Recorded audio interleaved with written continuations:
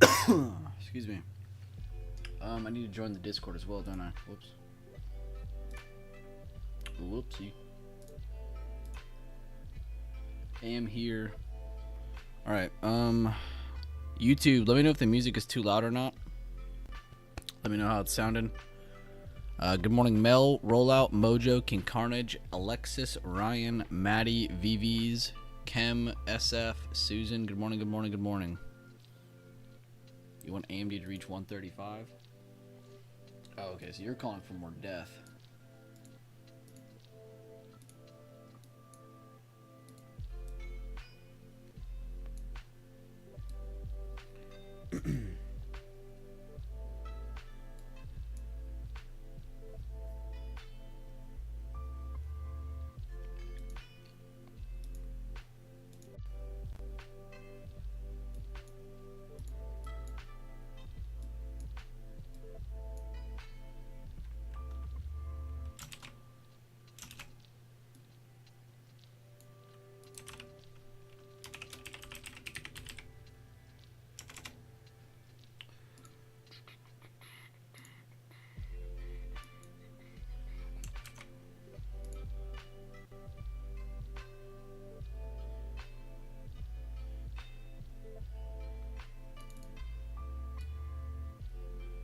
I don't need to zoom in anymore. We're fine.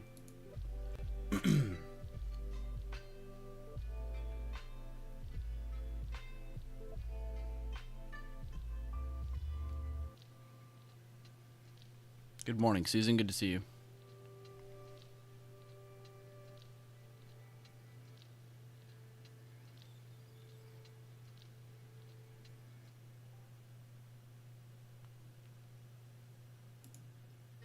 Damn, Boeing's getting a pop, isn't it?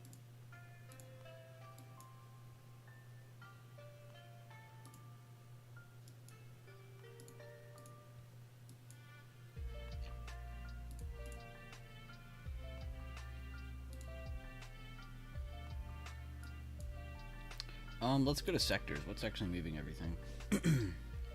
So first off is the heaviest sector of the market. It's also the most popular sector of the market, Tech XLK.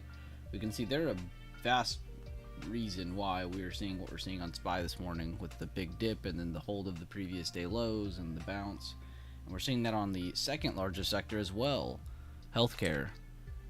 Third largest sector, fourth largest, and fifth. So everything is kind of moving in unison, and that's why we're getting such a uniform move on this. Everything is doing this. Well, I say everything, but I mean the top 5 sectors. Of course, there's other sectors that might be doing something different, but I'm not concerned with those. Good morning, Carter. Got my morning W's and sitting the rest of the day. Been giving way too much back. Good stuff on your trades then, man.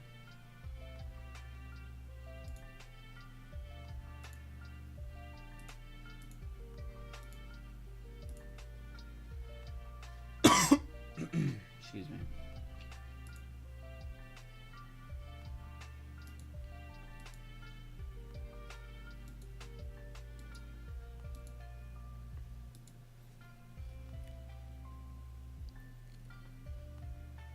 And then in Discord, good morning, Cosmic Trader, Garden, Shaq, and Van Dam. Y'all won't probably hear any music unless you're also in the YouTube stream, so you just get to hear the silence. Unless you're listening to your own music, that's cool too. Glad to have y'all in here though.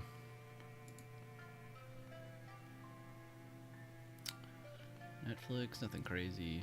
I kind of been waiting for that one to fall a lot more. But beggars can't be choosers.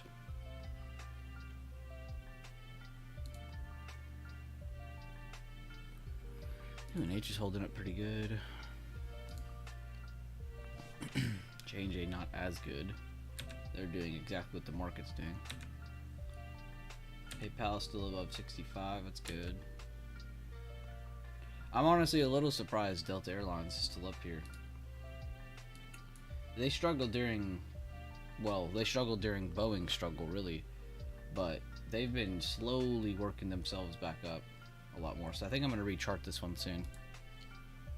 I like that one.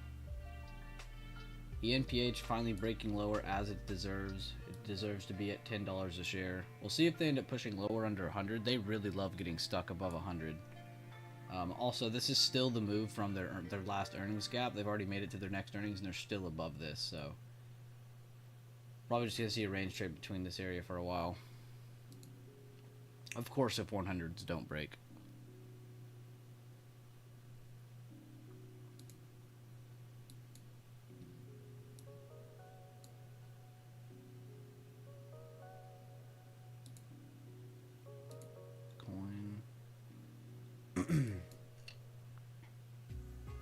I was actually liking this for calls the other day, but I don't like trading earnings, so I waited. And we're probably still gonna wait. I'm gonna probably wait till, what's today? Thursday? We'll probably wait till Monday or Tuesday to look at this again.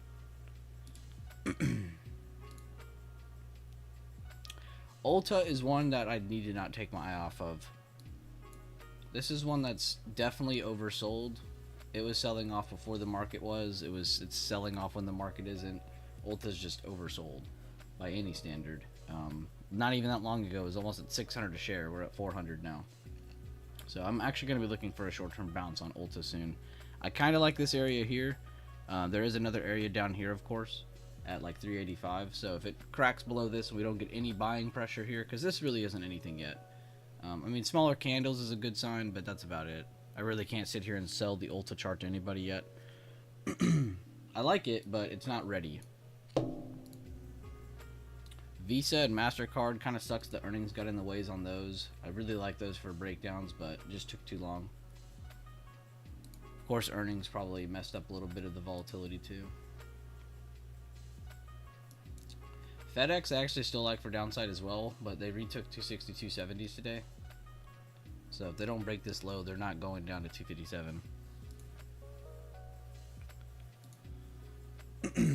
Nike is a pretty cool chart to watch. They produce a lot of patterns on their chart, and not every time will it work out. As you can see, here's a bearish candlestick, here's a bearish candlestick, but they're not working because they're at support.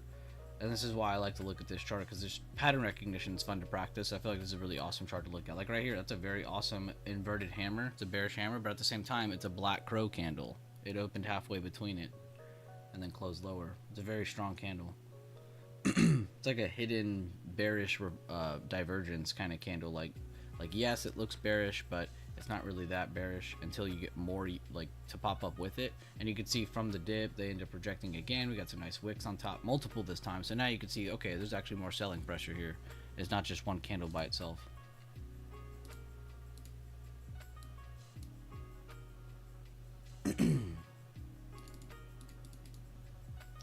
Good morning, Hot Hands, JC, anybody else who might have joined.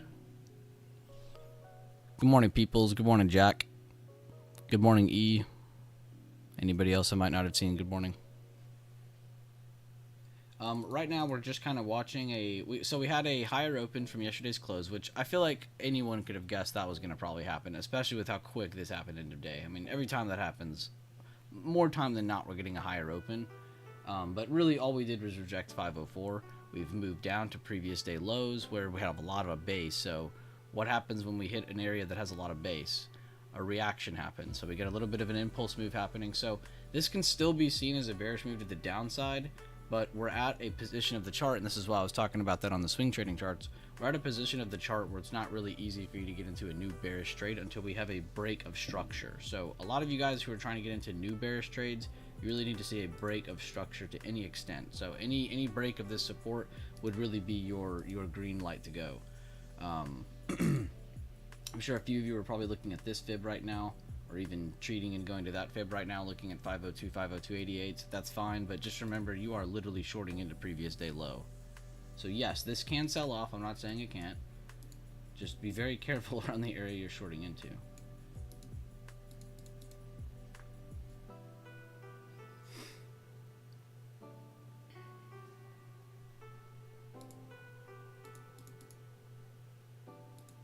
Kind of interesting to see too on the daily. I don't know if you guys have been checking that as much now, but if you go to the daily and just kind of zoom back out, we've actually made a pretty large move away from the golden pocket ever since this candle now. And then even from the break of this day here at 506.60s, we actually did make it down to almost 499.20s. We got to 499.80s. And here we are chilling just above 500. So I really see this candle as just a reaction of so much selling. That's what I see this candle as. So yes, it'll probably be a red day or maybe a small green day, but it really is a reaction of too much selling too quickly, right? We had news, we had all kinds of good pacing with selling stepping in. So I don't know. I think that's why we're getting our higher open. That's why you're seeing wicking up at the beginning of today. So break of support can still happen. A hold of support can still happen. But I really wouldn't look for anything super crazy beyond that. I think tomorrow this is probably setting up for a good move to either push under that and maybe wick it, give you a fake low and all that good fun stuff. Or we end up seeing the opposite. We end up seeing a push back towards the control point, maybe even 508. So kind of interested to see that one. I'm going to remove that that zone, by the way. We're going to do this. I just want to see this now. So buyer step in. They're going to go test that. But right now it looks like we're getting a little bit of a pullback. We have this on the zones chart. We have this on the levels chart.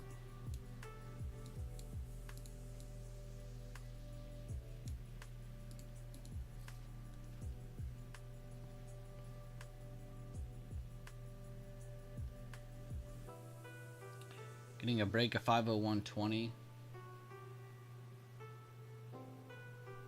Previous day lows are still intact. That's the main area to watch out underneath. Very large selling candle here.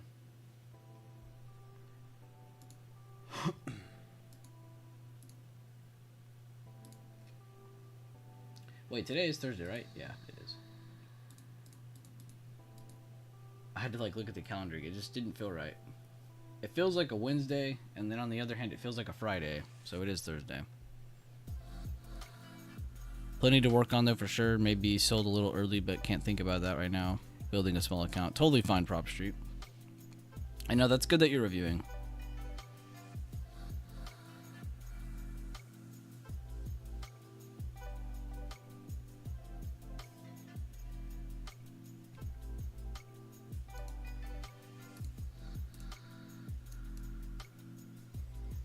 Also, here's the dollar. I brought it up Monday. I think I brought it up a little bit towards the end of the week, and then Daffy brought it up again on the weekly yesterday as well as the day before. But really, we're just seeing the dollar react to I mean, of course, it's reacting to the market, the news, and all that, duh. But it's reacting to the support of where these past few days have just kind of been holding their lows. If you just zoom in here on the day, we're on the daily.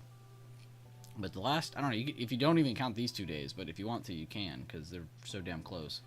But 1, 2, 3, 4, 5, 6. I mean, the last 6, 7, 8, if you're counting those days, 8 days lows have really been trading right here. Right? It just, what was a supply, they pushed above it, now they're holding it as a support. So again, if the dollar pushes off this, that is a very, very, very, very, very bad sign for the market. This could be a drop on SPY. So if we end up getting a break of these lows, you're looking for a rise in SPY. If you see a hold of these lows, you're looking for a drop in SPY. Everybody understand that? Pretty easy on that one. Now, it's not going to be all perfect, pretty colors. It's not going to perfectly drop as this rises. It's not going to perfectly rise as this falls. That's not how this works. But they do definitely have pressure on each other. So if we see a major move from this pivot point, we are definitely going to see a reaction on the overall market. Give me a thumbs up if you understand that one.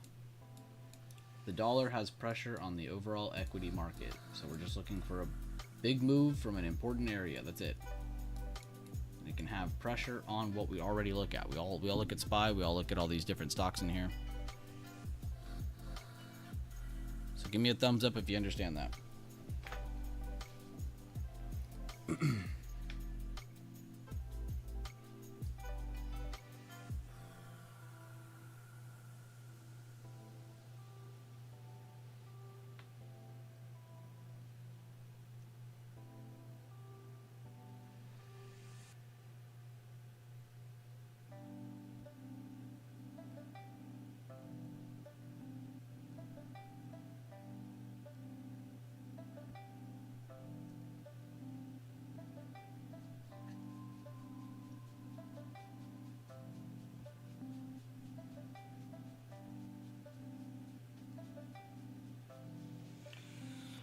Here's some pre-market movers since I wasn't here at the open to talk with you all. But the pre-market movers were Peloton. They're apparently down 47% year to date, but up 15% with the CEO departure and restructuring plan. Not a good sign. Qualcomm up over 5% on strong earnings and revenue forecasts exceeding expectations. I think all of you saw Carvana, so I won't even mention that one. NIO is up 5% after doubling April deliveries of electrical vehicles. DoorDash dropped 7% post quarter one loss. That's earnings related. And then it says though revenue beats, so they're just burning all their money, it looks like. Zillow tumble 6% due to quarter two revenue guidance below analyst estimates. FRSH, I don't even know what that is. QRVO, W, Etsy declining 13.5%. Damn. eBay slipped nearly 4%. Shack adds 4%. Okay. Couple weird ones in here. Even though a lot of these are earnings related. Like Peloton, I did not think about them, and they are down a lot. Hold up, I want to see that one. They says down 47% year to date. I gotta see this.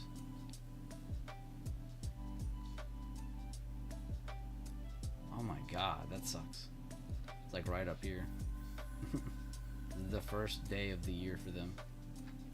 They had one pump. They had 2 days of positivity. No, sorry, 3, almost 4 above where they started this year. 4 days above where they started. That's crazy. It has been hell ever since. Those numbers always break my mind. It's like, I don't know, it's kind of crazy going back and you'll hear like, oh, if you would have bought Apple 10 years ago with $10, you'd be a billionaire, blah, blah, blah. You know those posts? It's like the opposite thinking, though. If you had invested in Peloton this year, you'd be down 42%. That would suck. I thought Pelotons were cool, but I never thought of them as like profitable as their own idea by itself. Like by itself, it's just meh, you know? If they would have added like a few more products around it or something, I feel like they could have made a whole company out of it. Sell it to Amazon or something.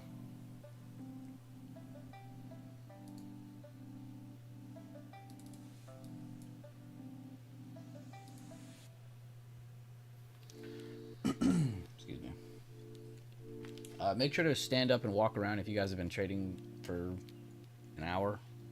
Make sure to stand up, let that blood flow a little.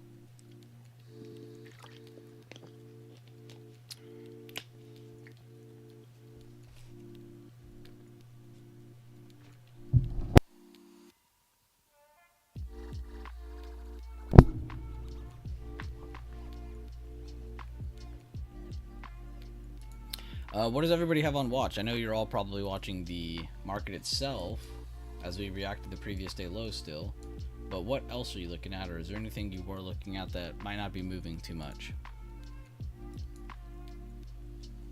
You can see I keep switching between Tesla. I just think Tesla's in a cool spot of their chart. So it's kind of fun to watch them day to day as they're starting to move a lot more again. Good morning, Andreas. VC said effing Tesla.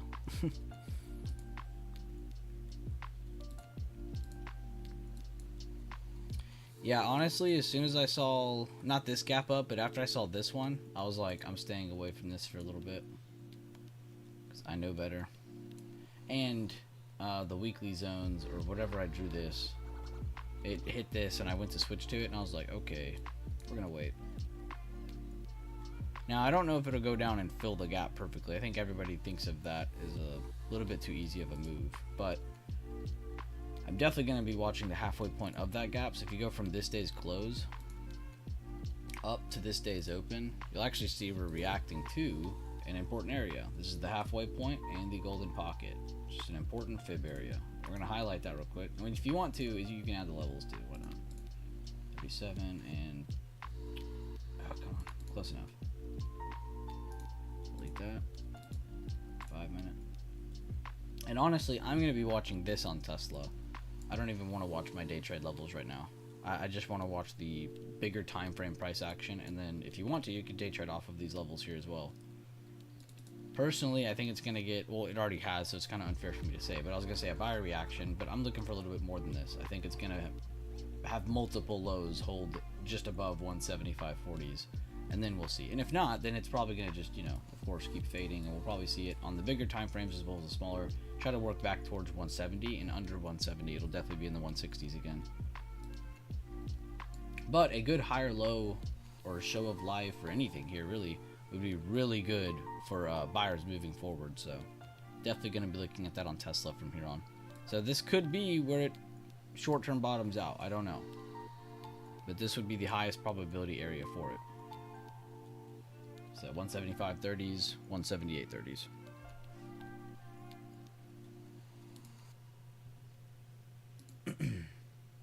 I keep going to Meta like I have something ready for that.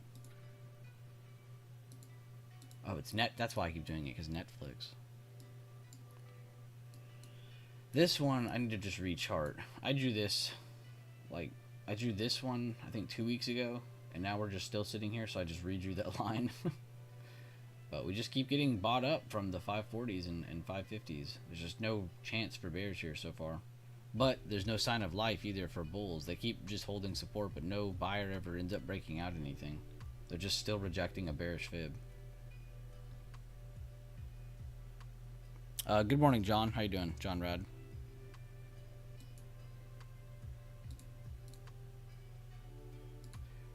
As I was saying earlier, guys, we're just kind of watching a little bit of a reaction of the previous day low after a pullback from 504.35. And really, you could say a pullback from the higher open that we received. I mean, that was really it. 504 is nothing special. It looks like 504 is an area where we've had struggle holding anything, though. No support here. No retest on the breakout. No real retest to even try and hold this. They give a bearish retest. Get a bearish rejection. So 504 is definitely owned by bears the last couple days. A lot of consolidation here before the news yesterday with FOMC and Powell. That was pretty fun. There's been a stream this whole time, and you gotta check Trade Floor more, man. I explain what's going on every morning. I said I was gonna start an hour late. I think I even tweeted it. I'm not sure though. But yeah, I said I was gonna do an hour after open. I don't know, after we did such a long stream yesterday, I wanted to give the open a little bit of time. Somebody, I think it was King Carnage, he was like, I think he tweeted back and was like, I'm just going to wait till you stream to trade. And then I started the stream link and I sent it out. And he replied back saying, I was just kidding, I made 50% on puts. Yeah, we could check snow. I have not looked at snow. I don't even have snow on this list actually, so good call. Before I start VC, do you want me to look at bigger time frames, smaller time frames? What am I looking at on that one before I click over again? Let me add this to the list too. Yeah, that was you? Okay. I thought that was funny. But yeah, VC, bigger or smaller? The weekly? I don't really look at the weekly.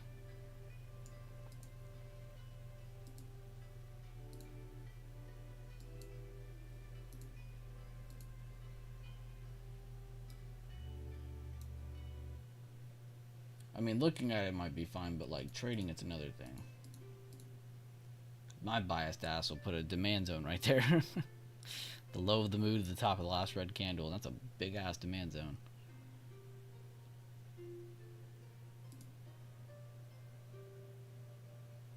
They're definitely reacting to it from here though, because here's like your fake low, and then here's a higher low, and then this is like your established higher low, like where buyers are passively sitting, and then this time it's sitting above it again. So yeah, you could definitely say it's at a part of the chart where buyers can step in again, at least positioning wise. But I don't know how you're going to look at the weekly and trade that, is my thing. You're not going to be able to stare at the weekly and be like, yep, I'm in calls or I'm in puts. But it is towards the end of the week, and I'm not going to lie, on the daily, without even drawing levels, without pulling up an indicator, I can already tell you I like the positioning of it because it started to curl up, and of that curl up move, it's already started to establish a little bit of support here. So nothing crazy though, I want to say that, because if you just mark off that gap where it jumped up from, It's really just sitting above that. There's really nothing special about it. But the thing about this move is that it hasn't broken lower yet. So it is trying to change trend to some extent, because all you have here is lower highs, lower lows. I mean, it's just screaming bears at us right now. So you have early signs of potential buyers. I don't want you to think this is bullish. Early signs. Like, they really need to get they need to do what they're doing this week. They need to do all this. They need to do that above this level here. 160.50s. So, not a bad sign. But they really need to get back above 160.50. Build some support above that.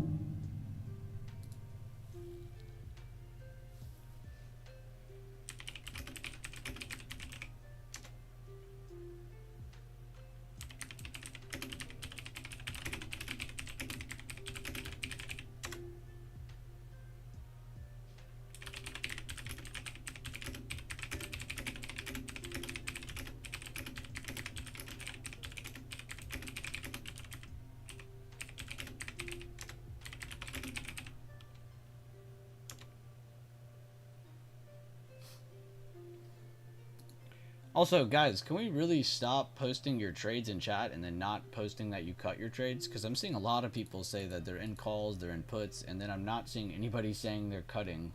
I'm not seeing a single person saying they're cutting. Y'all want to look cool? That's cool, but stop doing that. You're just going to piss off other people in chat, including me. Stop posting entries in chat. Stop posting gains in chat, but not posting when you're wrong. That just is such a wrong thing to do to people. And yourself. Seeing a lot of bullshit. We're not here to be bullshit artists, guys. We're not here to look cool. Stop doing that. You know who you are.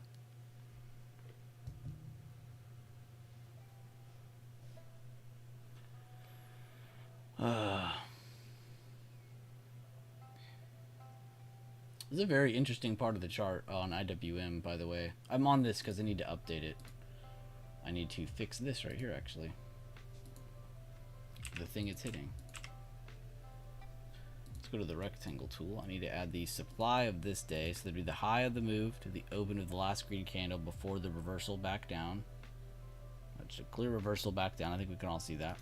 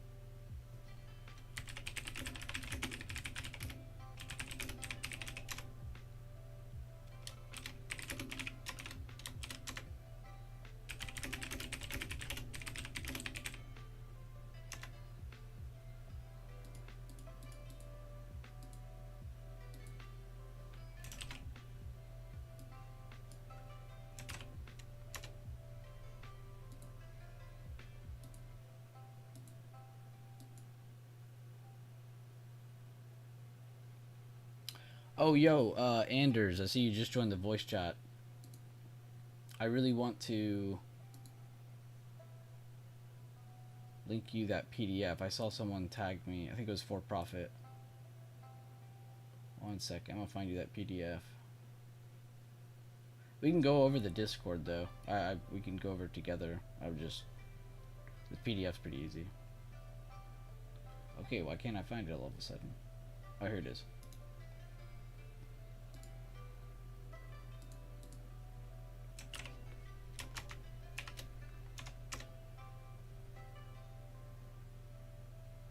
So click that message. It should take you to.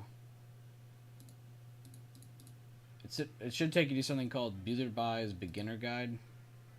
Welcome and hope this helps message. Download that PDF. It's not really that big, but that should give you a quick breakdown. I believe Taylor made that actually, so shout out to her. But she put that together just to kind of help people who are new to chat. Welcome, Kevin. How you doing, man? I figured you were locked in. I already said hi back to you.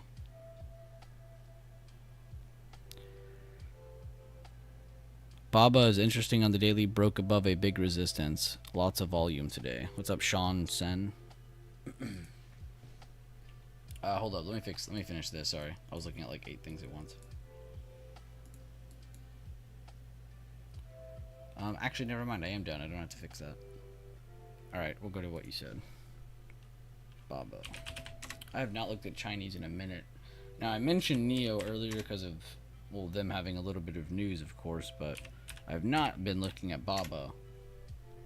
This has got to be the funniest, gappingest looking charts ever. Whatever you want to call it. Very interesting, though. If you see here, though, they have all these lower highs. This is the first time they're breaking it in a very long time. What day is this? That's November of last year. Jesus. So this might be the first time they're actually breaking trend. But I'd also like to add this is before earnings. So you might have just an earnings spike, which is very normal for Baba. I think it happens almost every earnings. Yeah, spike after. Spike after. You get a spike before on this one.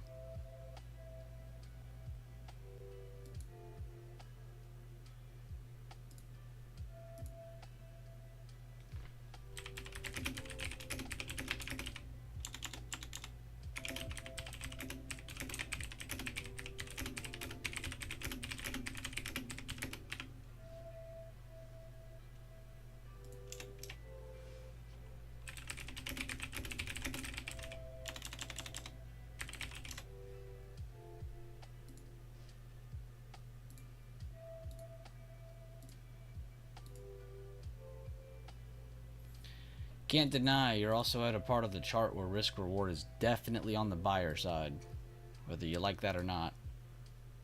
Being at the lows of the chart like that, building off of higher lows again here on the daily, definitely towards the buyer side. Just be very careful towards earnings. But no, you're not wrong though. Definitely a lot of volume. I don't even have volume up. I can tell you there's a lot of volume there. To get a move like that, that's pretty crazy. To hold a retest move at what part of the chart is a lower high, I almost promise you a lot of people had something similar to this drawn and they were grabbing puts right here and now they're trapped. So not only are you seeing a change in trend, you're also seeing a lot of liquidity. So you're gonna see a lot of volume from this because this is a obvious part of the chart where people are definitely gonna size into shorts here. I mean, it makes sense. It's viable. You're at lower highs. It just spiked up. There's a slowdown happening. Black crow candle, inverted hammer, a little bit of an inside bar though. So definitely positioning wise a bearish retest there, right? But since we're closing above and breaking above, not only do you have people getting into calls and wanting to see it pump more, you have people closing positions, and this is fueling that pump a little bit more too. So I would say this is your first reactionary move. Wait till after earnings. You'll probably see if you have a better retest of this holding or not, and if not, then you will know that that was just a liquidity grab, which is just to basically make money. So I would maybe stay away from this one for a couple days, but there's also that chance too that this could be the China short-term lows and you are just seeing the beginning of something larger, and this could be working towards that gap. So you have two pretty crazy scenarios that could happen from this part of the chart. I won't lie. Very impressive from Baba. That's probably the best they've looked in a while too. I've personally definitely stayed away from them for a bit.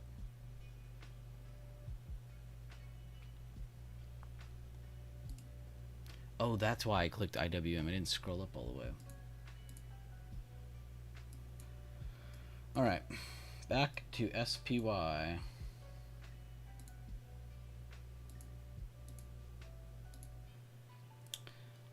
Right now, if you're looking at the SPY chart on the smaller time frames at least, you're definitely probably looking at buyer moves right now. You have a little bit of a fake low made under the previous day low. From there, we have a higher low.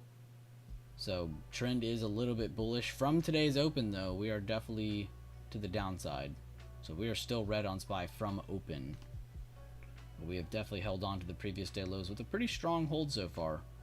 Inside bar, positive print, higher low stepping in. So, I mean, the only thing this is missing is just a move to the upside. But everything else is set in stone. So, should be seeing a buyer move towards 504s from here. Now, if this does end up fading back out, you want to look for weakness under 499.50s. Don't just look under the highlighted area. We have today's low to watch now.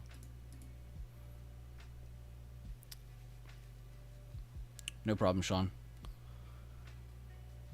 It's a pair. Thank you, Leland.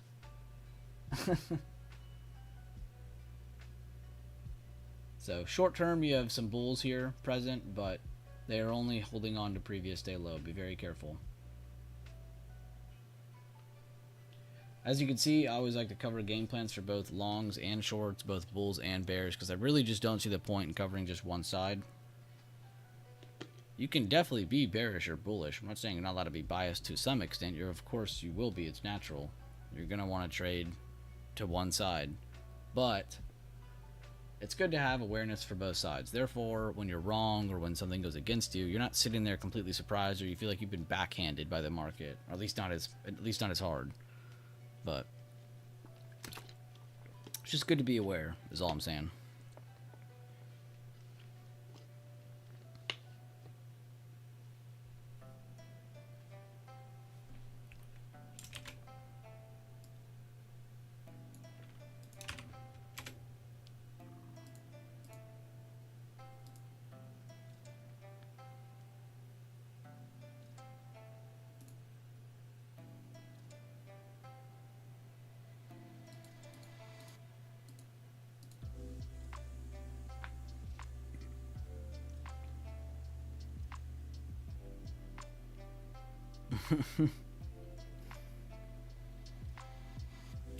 Yeah, Ryan, I try not to pretend like I read their conversations.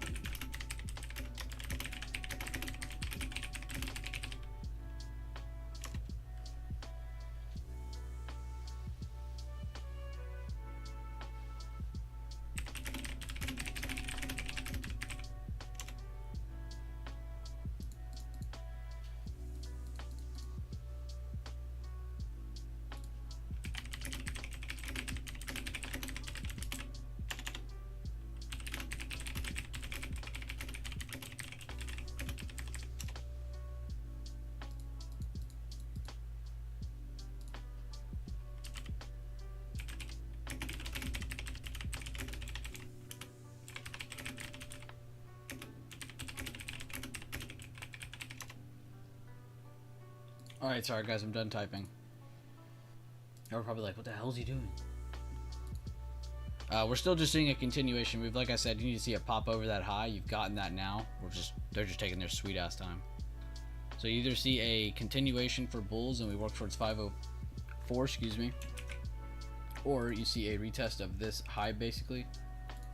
And if it breaks under that high, it can invalidate and pretty much ruin all the confirmations we just worked up towards for bulls. Tesla possibly sitting as a higher low at 178.37.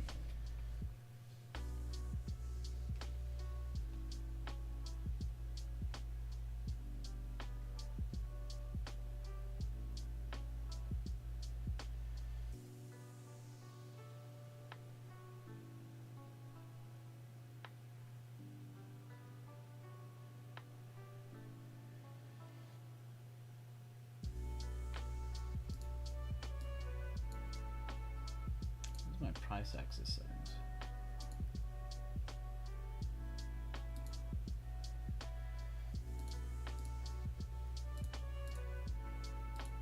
Okay.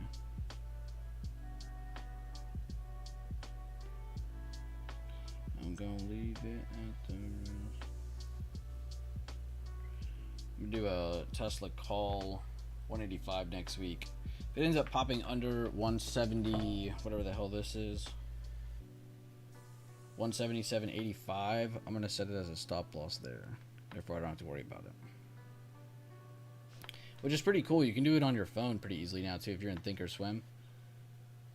If you click on your position, then you click Close Selected.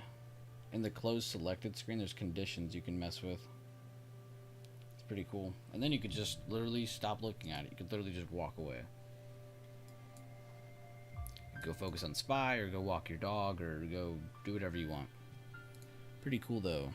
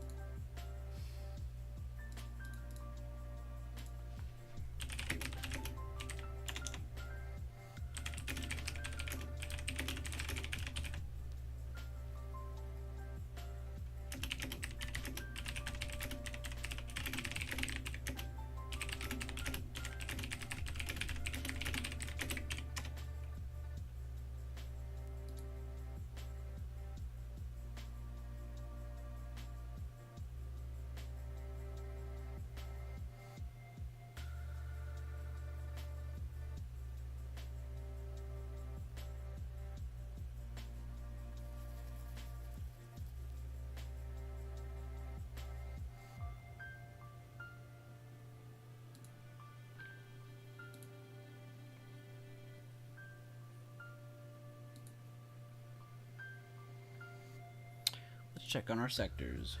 So tech doing a lot of the recovery there. We can see healthcare also helping out. And again, this is of the lows that we made. I'm not saying like from today's open we're killing it. No, we're definitely down from today's lows on a lot of these charts. You can still see it on tech. You can still see it very much so on healthcare. A lot on banks. We're still far from that. Not as far there on discretionary. That's your Tesla, Amazon sector. And comms actually smacked there today's open. They just rejected it. So those actually aren't too far off of their lows. Or, open, sorry. But to be fair, tech and healthcare move a lot more wider. I guess I could say, I'm trying to say this in like very simple terms. Like they move a lot more. They're wider, they stretch a lot more.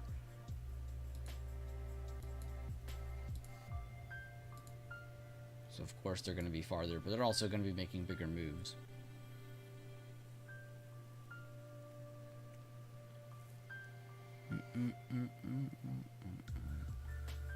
But how's everyone's morning going so far? I've only been here for almost an hour, but you guys have been on the market since about 8:30. So how's everyone's day so far? You guys green? Are you red? And not even, don't answer me just with that. That's a little too basic. More so, how do you feel you've been doing with your game plans? Do you feel like you're unprepared? Please don't sit here and tell me you just feel like you don't know what you're doing. I swear I will go off on you. You better not you better not be sitting here trading with zero game plan.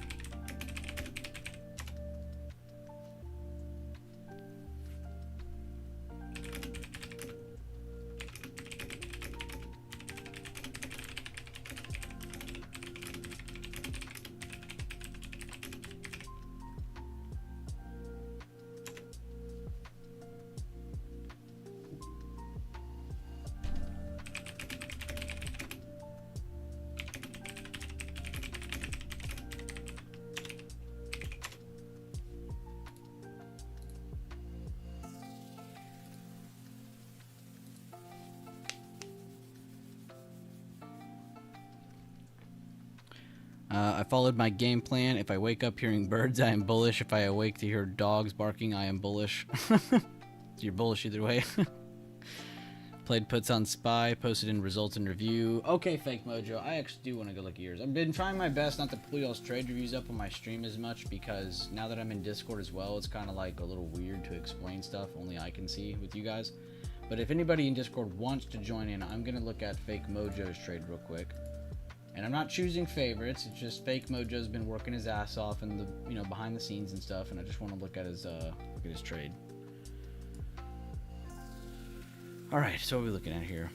Okay, first off, go to add a reaction. Don't read anything. Be as non-productive as I can be. Let's add this dude. No, you don't add fires yet. It's too quick.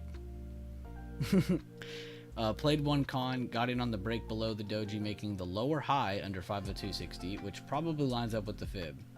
We can backtest that. Make sure you backtest that. If you ever say that to yourself, make sure you go look at it afterwards. But do your review, then go look.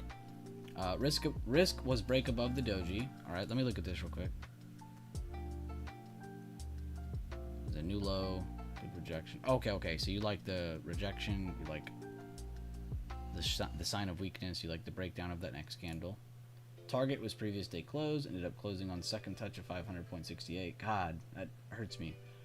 Should have been more patient with the buyer reaction from the first touch of 500.60, maybe second guess. BB levels have really improved my ability to read price action in real time. Alright, so let's see this. Okay, so you took basically a lower high retest. That's good. Damn, you got a fat ass red candle. I bet you were excited when you saw that one. So I do have a question for you. I have a huge question for you. And I feel like this is something me, everybody in chat deals with at some point, and I always tell you guys this too, like it's not just about getting started in trading, but like maintaining the routine and like trying to stick into it without going insane, really. You know, that's very hard. What made you decide to not sell here when you hit this orange level, but as price jumped back up, you definitely were not up as much anymore? Then it got a rejection, and then it came back down again. And on the second time you took profit, why on the first did you not, but on the second you did? I can definitely see some, and maybe your arrow's off and I'm just tripping. Let me know in the YouTube stream if you.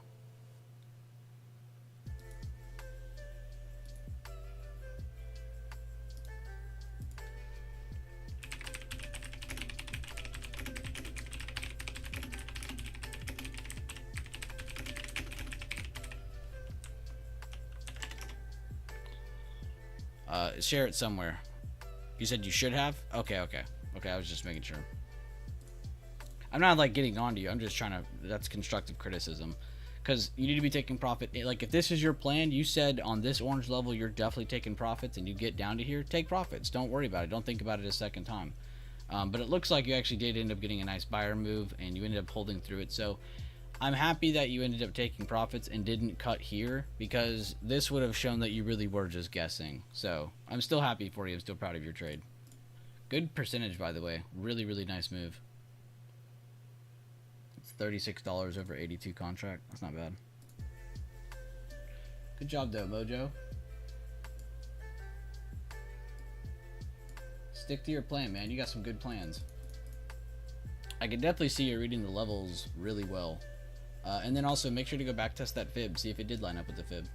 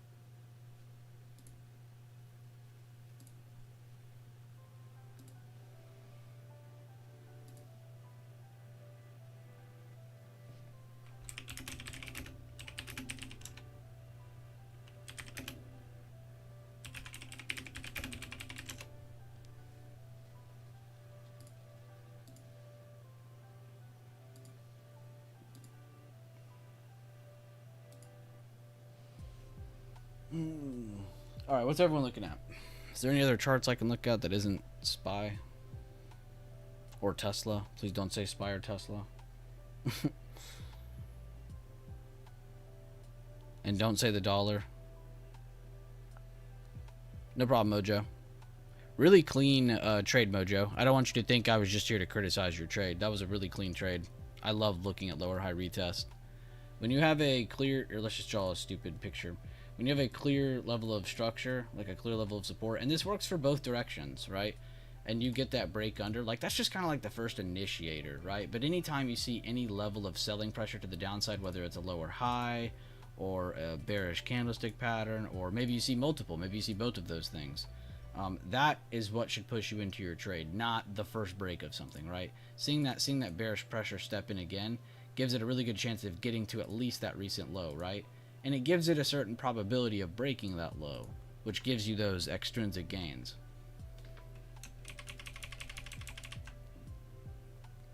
By the way, Control Z, greatest button on Thinkorswim.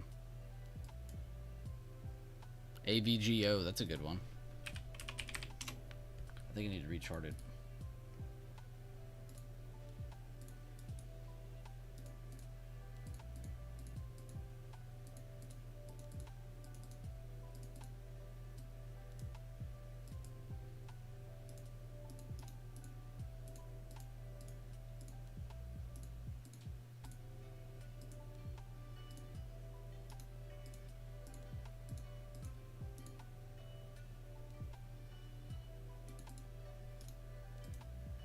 No. I'm gonna cheat on this one. Oops, that. Oh wait, I am gonna cheat on this one. I'm gonna cheat. The daily.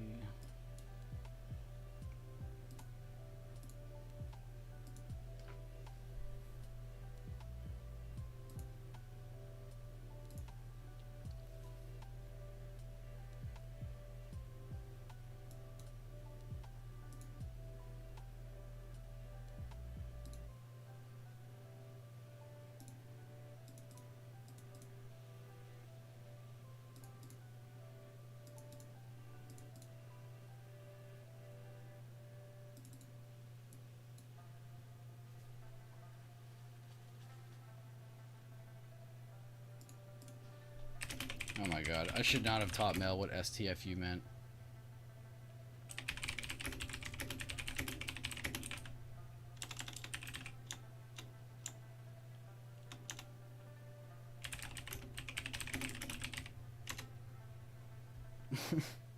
He didn't know what STFU and what was the other one? LMFAO. He didn't know what those meant.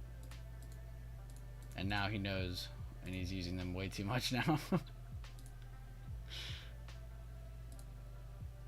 Other people looking at it are going to be very confused.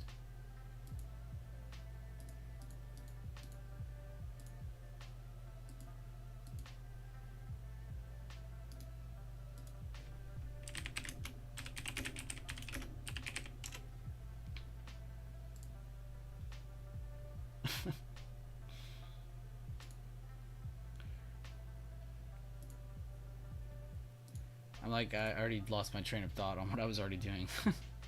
Just reading Trade Floor is crazy today. If you're ever just bored or under the weather, man, just read Trade Floor for like 15 minutes. There's some unique characters, I'll say that. But Sand Dollar on that was Sand Dollar, right? Yeah, Sand Dollar. Thank you. On AVGO, it looks like we're just still holding this higher low trend. I really can't say much about this. I would personally like to rather see a position played from here, higher probability, but we never get what we want. So might see a fake low under this and then a better buy reaction, close above 1240s, 1250s, and then a position can be played from there. But it looks like we're still just looking for a slowdown in reaction, but really good slowdown move. They have an inside bar into a negative breakdown, and then from that negative breakdown they actually did get a lower open and a dump. So anybody taking puts on a day like that definitely were happy into this 1st of May.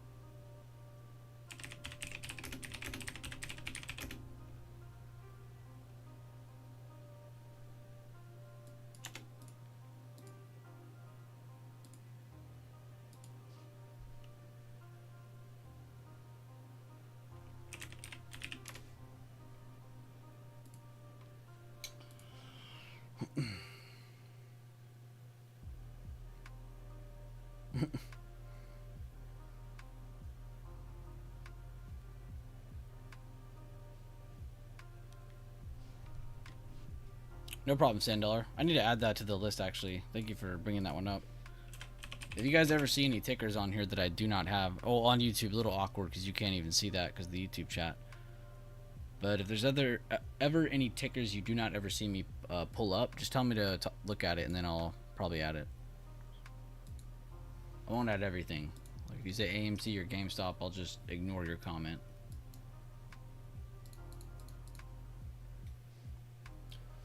Leland just said in the trade floor, something worth mentioning. We are above the new monthly open, which is the previous day open right now.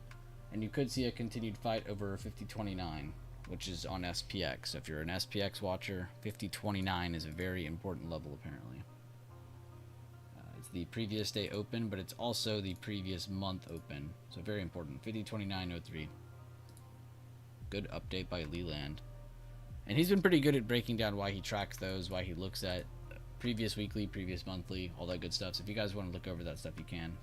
And that's honestly with anything. If you ever stumble upon any information that you think can be used, backtest it. Don't just sit there and trust it, backtest it. Try to prove it wrong. And if you can't, then it's probably worth trusting.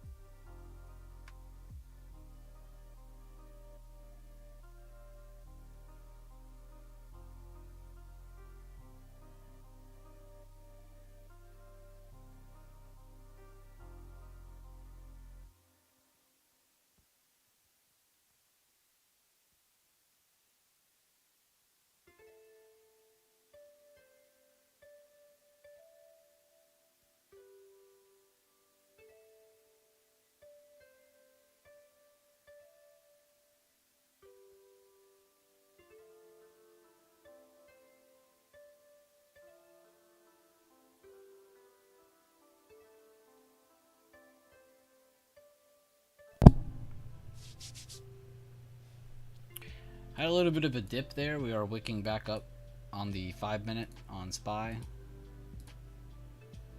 Looks like Leland's 5029 comment could not have came in at a better time. That's instantly where it wicked off of.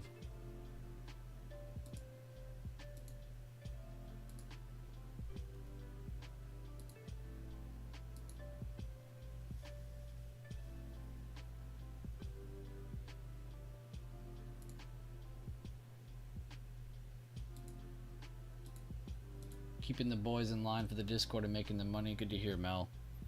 Thank you for that. As long as everybody's just staying on each other's ass, everybody's trying to be aware, engage, be open. No reason to make huge mistakes. We're all going to make small mistakes here and there as we learn, but no reason to sit here and make a mistake that just totally ruins you.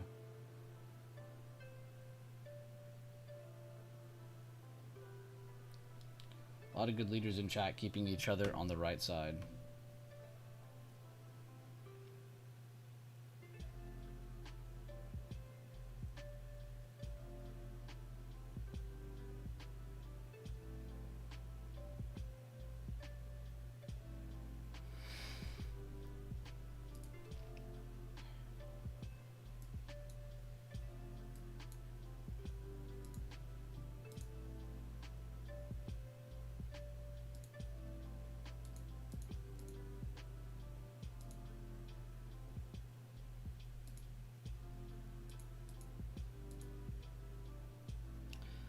That candle closed. We're on the next one, on the 5 minute. I did see a couple people like Daffy mention the 30 minute again over and over. Just kind of talking about some of the short-term upward pressure. I don't want to act like this is super bullish because it is just a hammer holding previous day.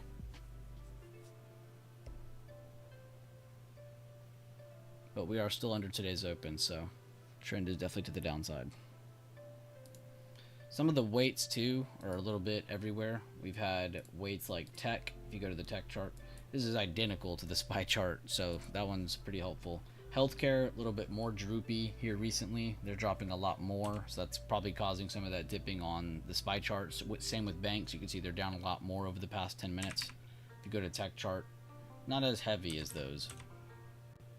Discretionary, click back over, go down one more. Nothing crazy there. About as much as tech. Kind of just comparing the drops to each other. And I would say that's about as much as tech too. So the heavier ones that just pulled back were banks and healthcare, but everything just pulled back at the same time. So that's why we're getting such a strong reaction. It's because you have a combined effort by multiple sectors. It's not just one or the other.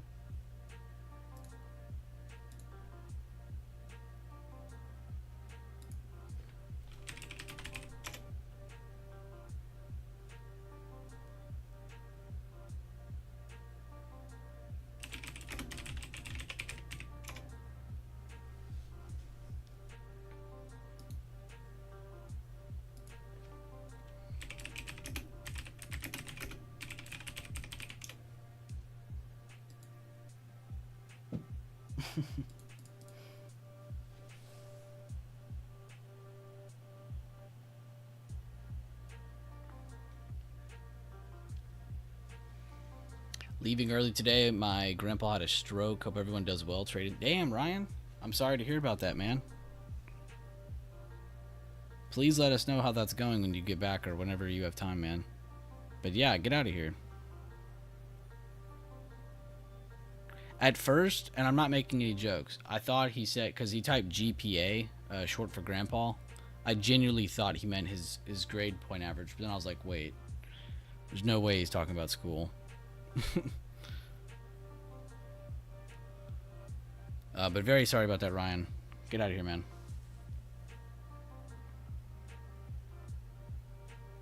Welcome, Taysa Dyson, to the YouTube loyal supporter gang. Glad to have you on board. If you've never seen the YouTube channel before, please go to the YouTube channel and then click on membership right here. And by clicking that, it should take you to a lot more stuff that you would now have access to because you have the membership thing. Your name is colored. You got a cute little star next to your name. So glad to have you on here. But that's all the information you need from the YouTube channel. Each week I post weekly levels, so you'll get the links to that. It really only goes to members of Discord or YouTube, so yeah. We have almost 100 videos in there now. I did just make one of them public, so we're not at 100 anymore.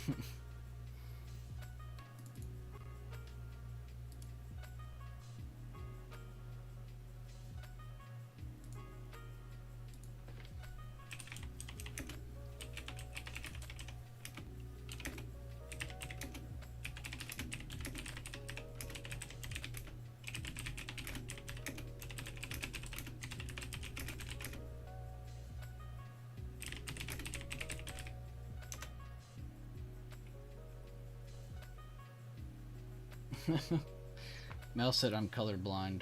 I said, yeah, all I see is green and red. For Profit says, I am too, except opposite. I can't see green and red.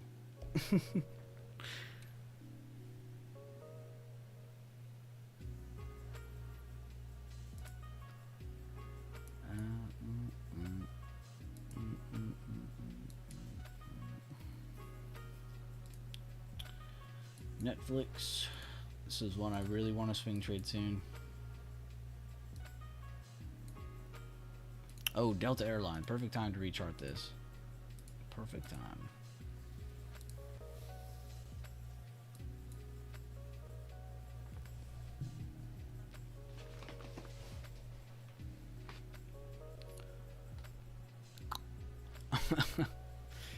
It's okay, Jacko.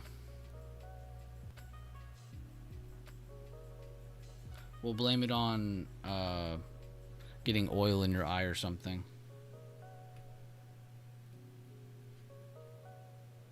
Yes, I think they call this copium. Oh, my bad. I'm supposed to be trying Delta Airlines.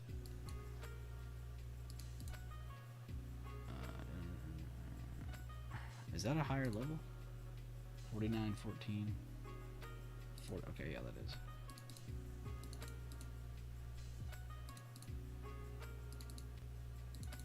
What I'm doing right now is just adding emerging candles.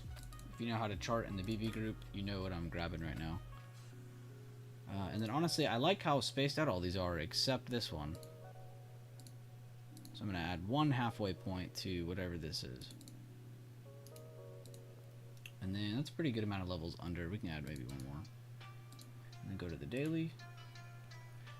And I need to go to the daily because I need to add recent zones, but it looks like we're already past that one. So let's go to the max daily. I'm going to go to this high over here. So the high of this move before the reversal back down is about here. We're just going to include this level because why not? Edit the date on it to 2025 so it goes to the far right of my chart.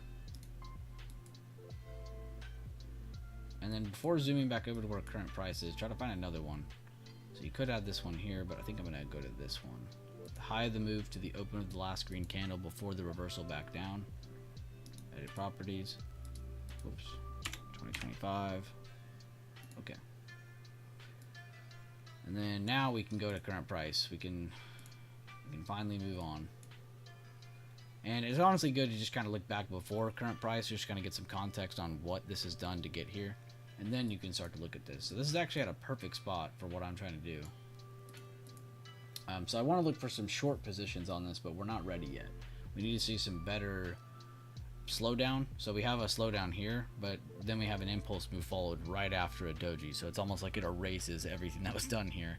So what I'm waiting for is just better selling pressure under 51, basically. And if we get any buying pressure over 51, we have to assume that it is trying to move higher, which we'll just have to cope with and deal with and not trade against. We'll just stay out of it. But right now, we're just kind of waiting. But it's good to get your chart prepared and then just kind of set up a game plan, visualize what you might be doing around certain levels, and then just wait. You got to wait for it. The price isn't going to listen to what you want it to do.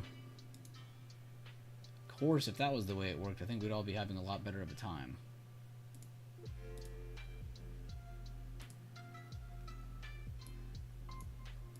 What a superpower that would be. I move candlesticks.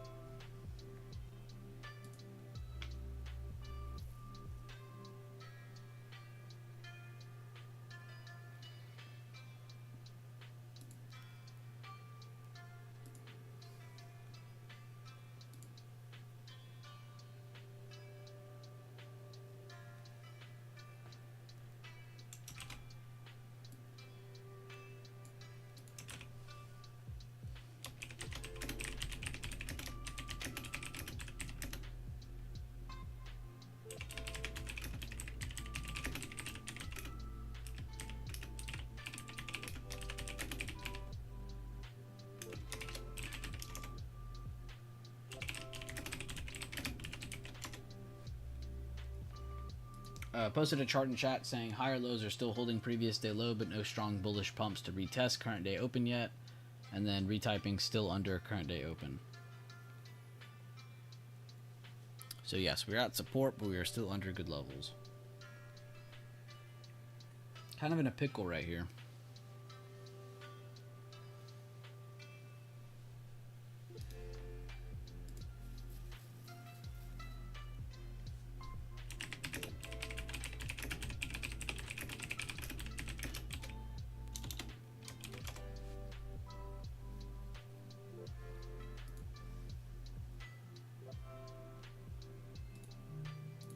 Whoa, that scared the hell out of me.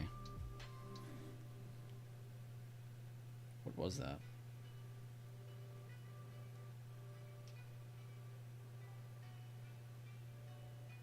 That had to have been Discord.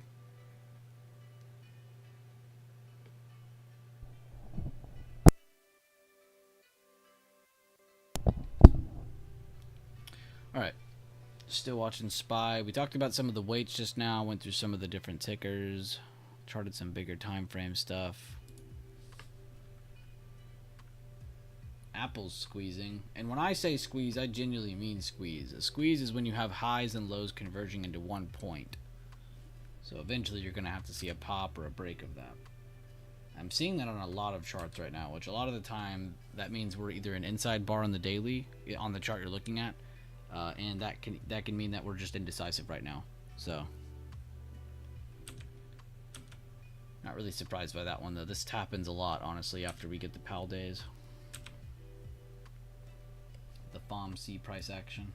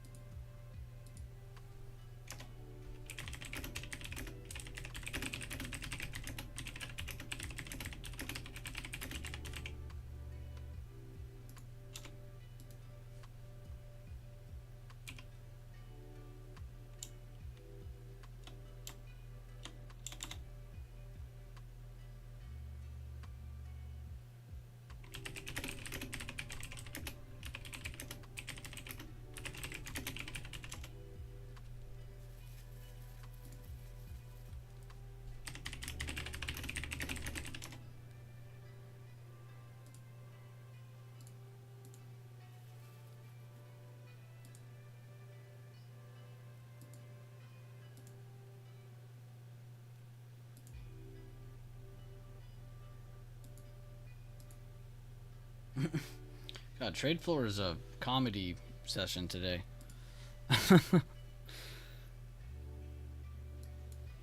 zoom in on SPY here.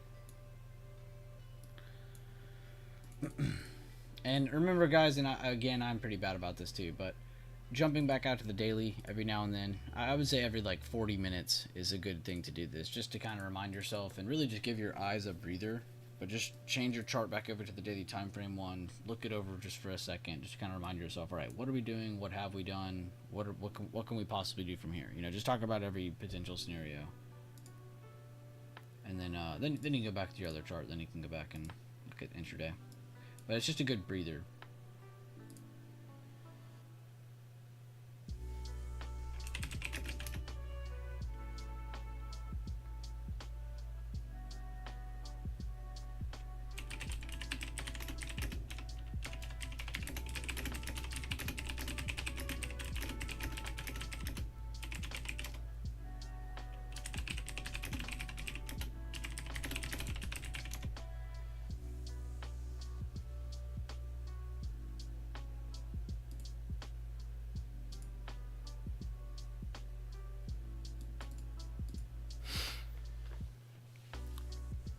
That's weird. We haven't had any dropped frames on the YouTube stream in like a few days now. But like, what was it, Monday?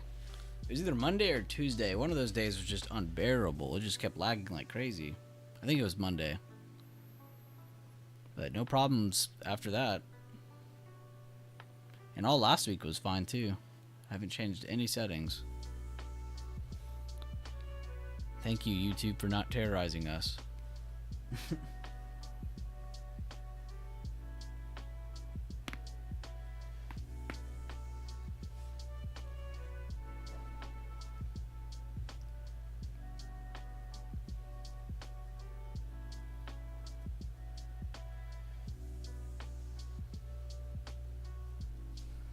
Oh, and I was just alerted Tesla position is up 10%. Nice. Nothing crazy. We just like the short-term buying support, trying to hold it. We've had a little bit of a rise, a little bit of a dip, a little bit of a rise since then. Nothing crazy.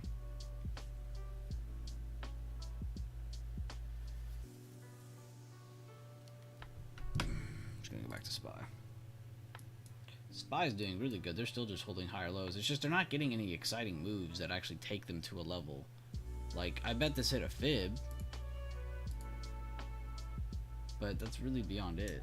And I don't even know why you would have that fib. You'd probably have it like this and see that it rejected the control point again. And then you probably have it like this for that one.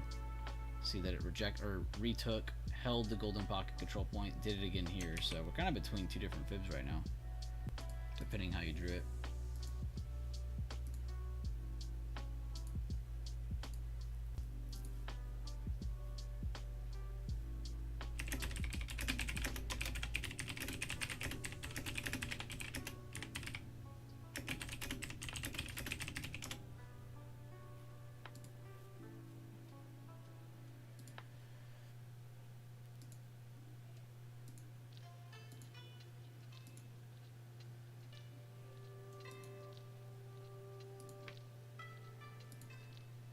I need to add that time frame.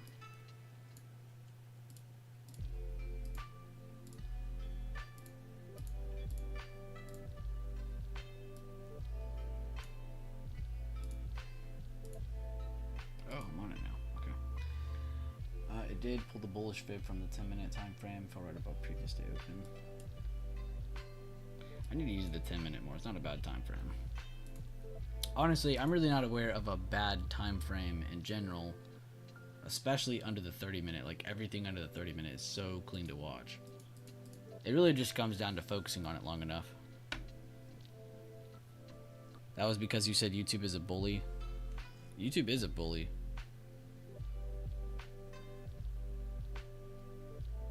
They can't handle a stream with like 90 people on it. That's crazy. And we don't even have 90 people today. We got like 40.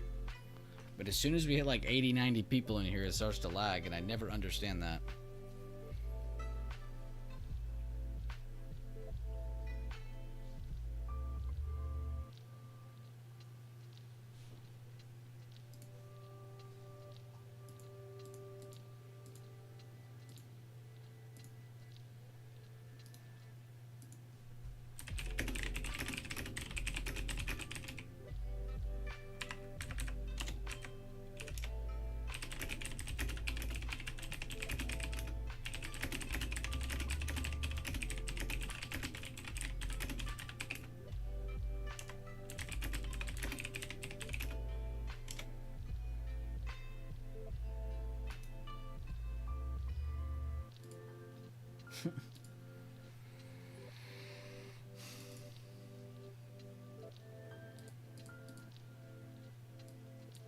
How does this look like on Netflix?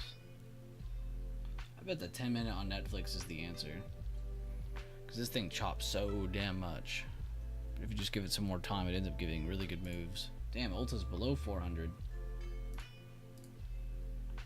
Ruh-roh. No trade for us. Guess we'll see how it reacts to 385.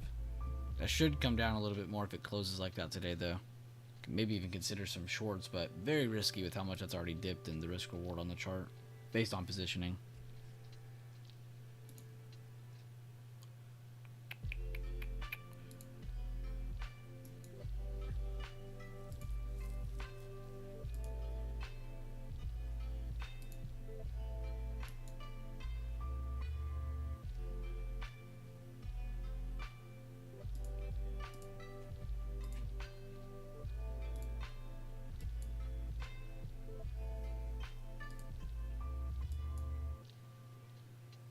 All these charts look so good like for a pump, but they're just not getting those moves. They're holding really good higher lows, holding good levels. A lot of these charts look like that. Microsoft not as much until we see a good push over 399s. You could still be seeing that as a bearish retest. Honestly, a lot of these you could still see as a bearish retest. Nvidia as well. They still need to get above 852, 860s to really invalidate that.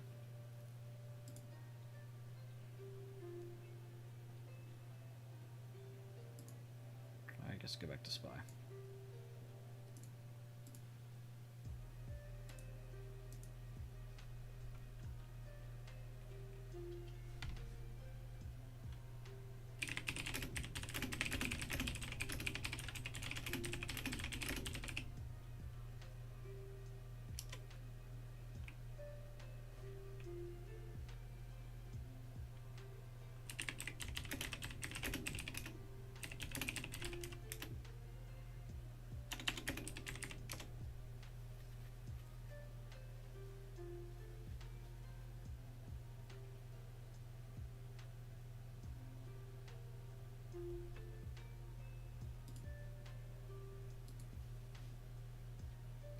Nike went crazy. Oh, my bad, I'll go look.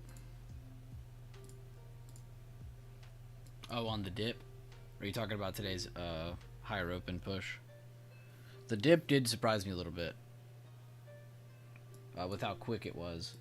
Nike always loves to take its sweet ass time. Like right here. Here's a good taking its sweet ass time approach right here. Really good clean basic retest. And then it does it over here. Just it didn't really need it under the level here because it had already done so much damage within the range before dropping. But no, I've been looking at Nike a lot. Honestly, Nike and FedEx have been on my watch list a lot these past couple weeks, especially on the weekly watch list. Coinbase, I like Coinbase a lot too. They just move a lot, good patterns. Tesla's not a bad one. I'm trying to re-love Meta and Netflix again, but I think I'm just trying to like, I don't know, it's like trying to get back with like your ex or something. Like I feel like that's what I'm doing with Meta and Netflix, so I'm trying not to actually trade those as much more now. Microsoft is a lot of fun. I feel like I sleep on Microsoft. I need to probably trade Apple a little bit more too. People don't like trading the popular tech stocks, but they're the most fun to trade. Good patterns, good movement. But you're also looking at the broader market when you're doing that.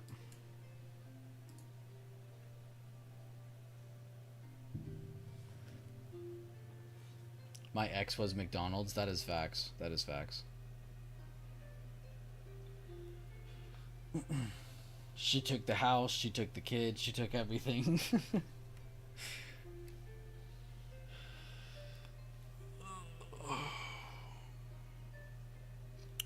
Yeah, McDonald's probably was my first love, honestly. McDonald's has such a clean move. I used to say, one day this will be over $200, one day this will be over $200, and now when I go check that stock, I'm just mind blown, because now you have people making the argument for, it's going to go over 300, it's going to hold over 300. And it's hit it before and rested over it for a tiny amount of time, but, you know, it's funny you're mentioning it now. I haven't looked at this in weeks, and it's actually reacting to the golden pocket of the recent dip. But that's not accurate, so I don't want to act like that's like that is, but it's not. What I need to do is use a backwards fib, like that, because that'll give me some fib extensions for the future. And that's on the monthly. And it looks like it gave me the same fib. That's a good sign, though. And I want to get some... That's a demand turn supply. So we need to see some price action over that. And then we have a supply right here. And then a demand turn supply here. Not really turn supply, it's just an old demand that was broken. So I'll probably watch these couple areas. That's pretty easy. So we'll look for higher lows here or rejections of these areas. Right now, buyers are definitely in somewhat control after earnings. Can't really say much more than that. I think I'd prefer to see a better higher low holding above 270s, 270, 250s. The first reaction after earnings really isn't anything special. Need to see something else. Seeing a lot of green on the left side of my screen now. I'm gonna guess some more buying is happening. Oh, nope. Not on SPY. Go back and see what's moving. So tech is up against that recent high of day. Not the high of day. The high of day is way up here just above today's open. But the recent lower high that we had right here from that, that's what we're testing on tech. I think we just tested and rejected that. Yeah, we did on healthcare. Banks, kind of sitting in limbo mode right now. Discretionary is at that same level that we were just talking about on tech, where no, it's not the high of day, but it's that lower high. They're just under that. They're touching it right now. And it looks like comms are trying to work towards their lower high of day, I guess is what we're calling it now. So it looks like buyers are trying to work something out. Nothing crazy on SPY yet, it's just another lower high so far. What's up, Teractus? He said love Tesla. Tesla's a good one. I know we got a lot of Tesla lovers in here. Nothing wrong with that. I'm a huge Elon fan.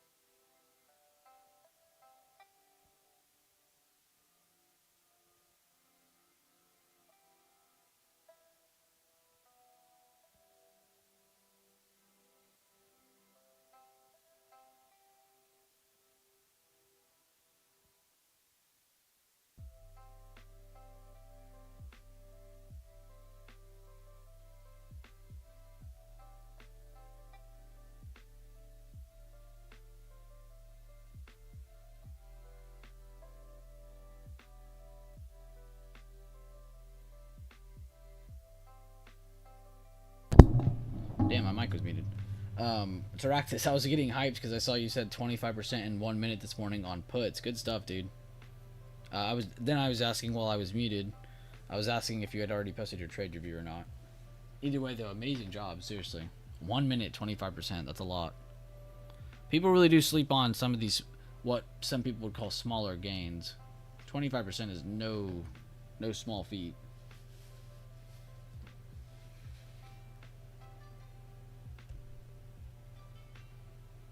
Don't ever let anybody tell you your 25% gain is small.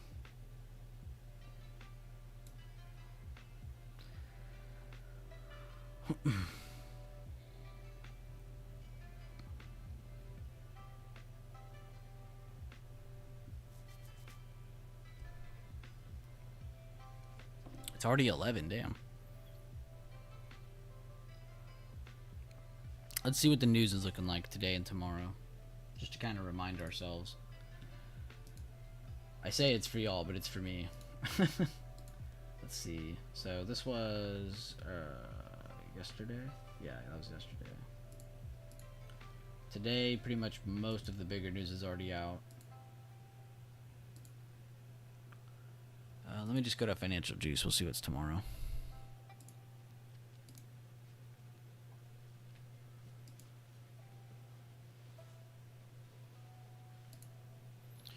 So May 3rd is tomorrow, right? Yeah. Oh, apparently Biden speaks after the market closed today. Apple earnings as well. Oh my God, that's the whole point of today. Why didn't that hit me yet? Apple earnings is today, duh. That's why tech's not going to break out yet. Then tomorrow we have unemployment rate, non-farm payroll, average earning year over year, private payroll, PMI. That'll be big. PMI is really what we're going to be looking at. That'll be tomorrow. Yes, Faith, I hear you.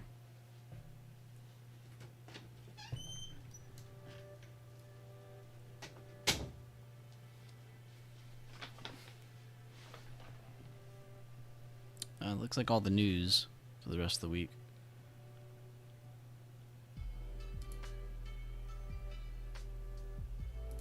How was everyone's week, though? I mean, we're on Thursday. I think we all have a pretty good idea how our week is going to end. You know, not counting how tomorrow could go. How has everyone's week been? Were you guys green? Were you red? And not really green or red, more in terms of like, do you feel like you were more in control of your game plans or understanding of your game plan or sticking to it, being disciplined? Or were you just straying away from everything you planned beforehand, or not? Maybe you didn't plan anything at all. Maybe you had zero prep, and that's even worse. But how was everyone's week in terms of that? Not really green or red. I don't really want to go off of that, because then you guys will start thinking like, oh, if I'm red, it's bad. Like, no, sometimes red is good. Red is good when it's a disciplined red. Now, if we're talking about major red, I just broke my account, that's not good.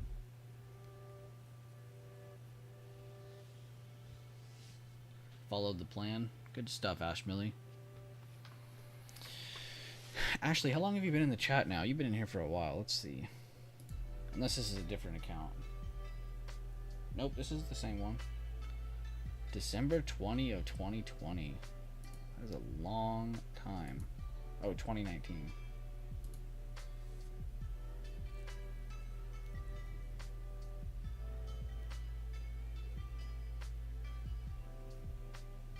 Yeah, I think we met on Instagram or whatever. That was when I was still posting actively on Instagram, just trying to get a bunch of traders to join and trying to get a good group going.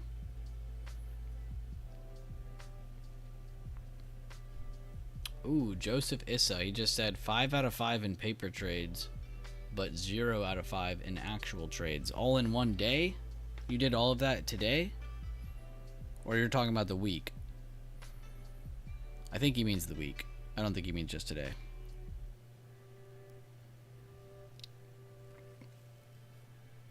If that's the case, Joseph, over the week, I want you to challenge yourself. I want you to try something. I want to see if you get different results next week.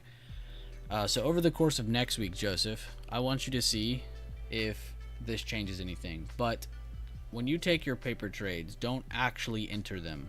Just go to the live quotes, like you're about to take a real trade, go to the live quotes and write down what price you see, or remember it in your head. And then, like let's say you're going to close out your trade, right? Let's say it hits your target.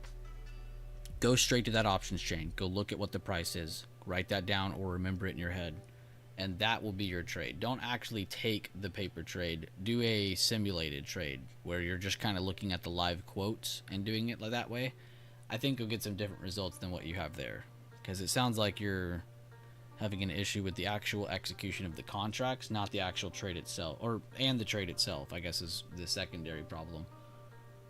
But I think if you disconnect yourself from the fake entries that paper trades give you, I think you'll start to feel the more realistic part of the trades, and that's probably why you're 0 out of 5 on actual trades. Or you know, maybe you just had weak setups or weak preparation. Could have also been something else that I'm not aware of. But just off the rip, that's what I feel like could have helped a little bit.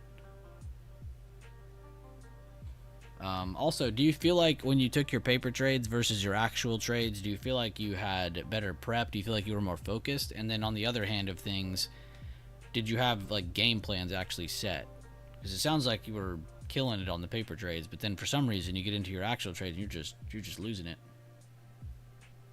It's like it's a different person, like you're bipolar trading.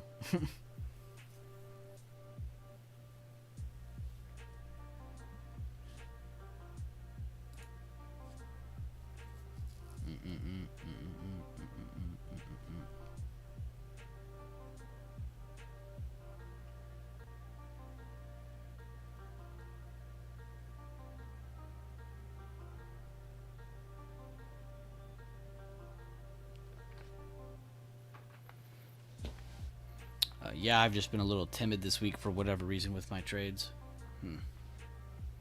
It's just crazy. A lot of second guessing. That's just crazy to me. Second guessing is where you're going with that, because it's just like you're killing it. You know, you're 5 out of 5 on your paper trades, and then you're going to your real trades, and it's like you're a whole different person. It's almost like you don't trust what you're actually going off of. Like, and I'm not even trying to draw this out of you, but whatever you're doing to put you into a trade, it's not working. because it's working on paper, and then it's not working in actual trades. So if you are recreating everything you're doing in those paper trades on a real trade, then I think you just have a weak system or whatever you're going off of, or you're just not following it exactly how you are when you're taking those paper trades, if it's not what I talked about already. But definitely review, try to pick apart what's going on between what you're doing with your paper and what's going on with when you get into your actual trades. There's got to be something different between them. It can't just be second guessing. Nobody does 5 out of 5 on paper trades and then second guesses themselves into a 0 out of 5. That just doesn't happen. I mean, you have to almost be like tormenting yourself to do that. Damn, it is raining hard. If my stream randomly goes out, you all know why. I don't think it will, though. We're standing strong today.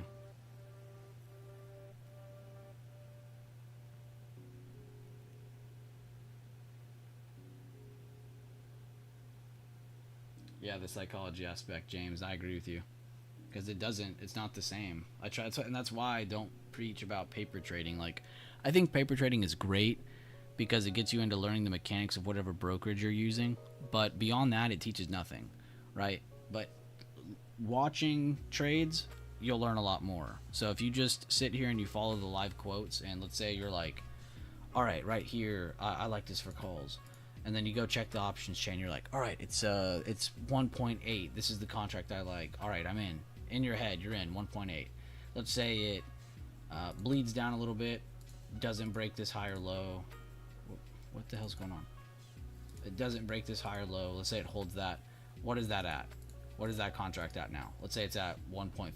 You've lost $30 now, but you're not out yet. You're still holding your position. Just be mindful of that. Hey, I'm down 30%. Or 30%, sorry, $30. I'm down whatever percentage that is of my contract. What did I say? 180? That's like 16%, 18%. So just under 20%. We're just down just under 20% here. So very crucial decision to make. Let's say it does break. Let's say it closes under. What is that contract at? Write that down. Mark that. Say, hey, I lost this trade. I'm down this much. Did not hold this as a higher low. Blah, blah, blah. You know, write down the live quotes. Take visual trades. Mental trades are always going to be a lot more effective. Now, it's still not going to be the exact same feeling as a live trade because you don't have that physical connection of, yo, my money is in this damn chart. I could be losing money. I could be gaining money right here. This is my actual money on the screen. You know, that'll be different always, no matter what. Don't let anybody tell you otherwise. But mental trades, I feel like, are the best to work you towards taking that next step towards taking real trades more and more. Because there is a lot of, like Joseph said in the YouTube chat, second guessing. There's a lot of that. We're going to always be hesitant about not just ourselves, but the things we're trusting to take these trades, right? Let's say 9 out of 10 times I take calls over pre-market high and it works. I'm going to be pretty confident with taking that kind of trade. But then let's say that 11th trade, I just randomly go take a trade I've never once planned or prepared myself for. Is it really fair for me to criticize myself for being wrong when I'm doing something I haven't been practicing? No. I'm not allowed to really get onto myself and say, oh, that was just a good trade that went bad. No, that wasn't a good trade at all. It was bad from the start. I have not prepared any of that from the get-go. I'm not allowed to sit here and take a loss and say, yeah, that was a discipline loss. No, it wasn't. I was guessing.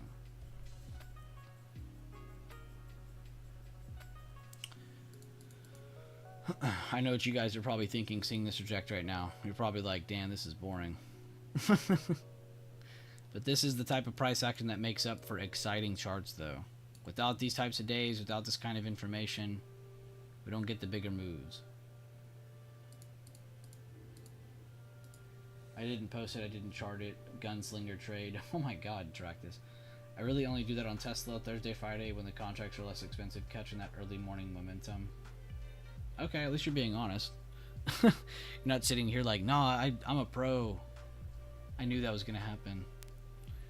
Good stuff, though, track this. Either way. No problem, Joseph. Glad to have you in here. And thank you for being honest, Joseph. That's another great thing about what you just said. You were open. Like, I feel like, and this myself included, it's really easy to lie to yourself or to to move on from something that you really need to criticize yourself on. Like if I took a loss on something I didn't prepare myself on, and I just sit there and I just take it. I ignore everything I just did, right? I'm going to lose that money, and I'm going to go make that same mistake again because I didn't cover it. I didn't review it. I didn't tell myself, hey, this is losing me money. This is hurting me every time I do this. Damn, that storm outside is loud. But yeah. Already lost my train of thought.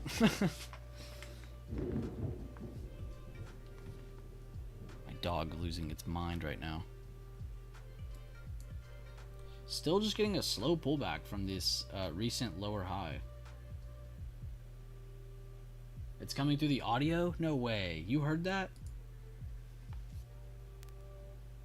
See, now you know I'm not bullshitting. Now you know I'm serious. Definitely a storm. Nah, we're gonna push through though. It's gonna be fun.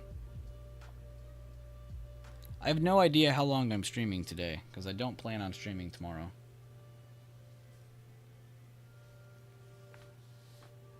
I'm just kind of chilling and kind of going off y'all, really.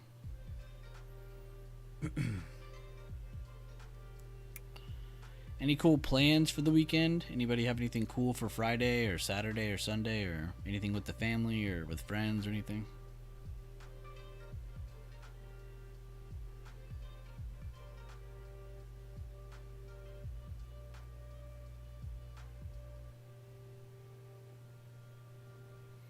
I've been cashing in on Baba calls. Or you have.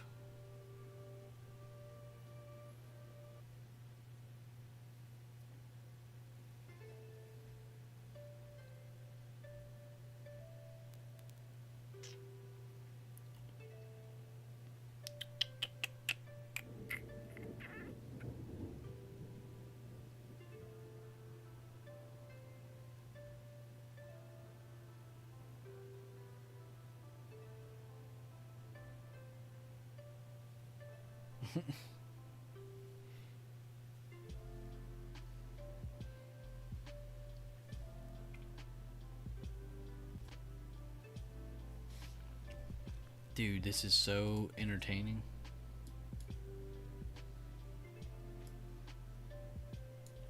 Ever since that retest of the previous monthly open, the 5029 level, all we've done is get an impulse move after the inside bar positive print. All we've done is make a lower high from that.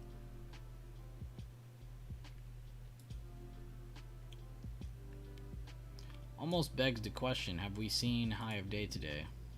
Was that the high of day? Or are these the lower highs of the high of day?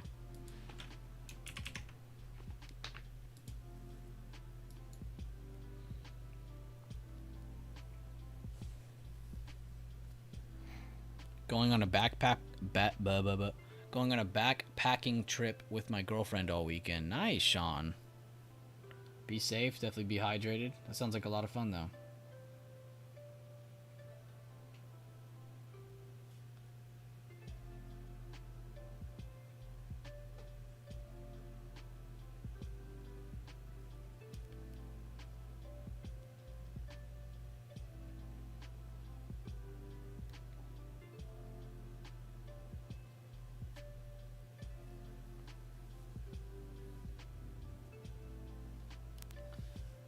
What's up, Valdora? He said, just took my third trade for the day, and I think I'm just about out of my mental cap, so done for the day. Thank you for the stream. But also to add what you were speaking of earlier, I've been pretty hard on myself for hesitating on entries I've been seeing. However, I keep reminding myself that I've only finished the second course in March, so I've really only had like 2 months-ish to practice with the BB strat. That's a really good thing to talk about too. I like how you added on to that with a new point. Realizing how much time you've really spent on this stuff, like it's really not fair. Like let's use Valdora for example, because he knows that I can use him as an example. But only 2 months, and you're already making this huge of a stride in progression over and over and over again in your trades each week. That's crazy. Like it honestly hasn't felt like 2 months, Valdora. It's kind of wild. Feels like a lot less. But I guess it just shows how much we've been working our asses off, though. It's fun to look back on that. Good on you, though, man, and thanks for being in the stream.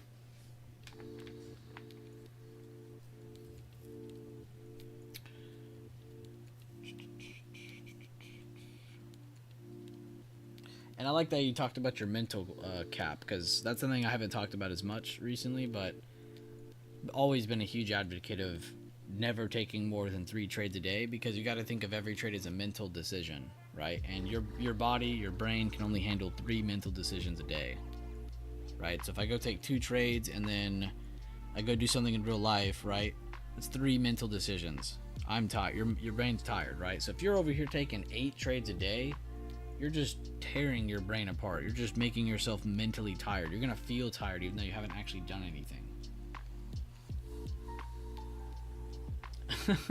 Valdora said, yeah, if your heart is throbbing after entering, you probably shouldn't be in a trade.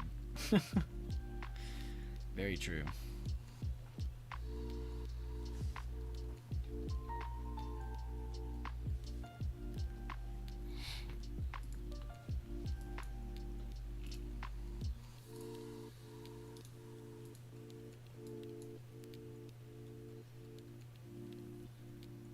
Consolidation pump. Consolidation dump.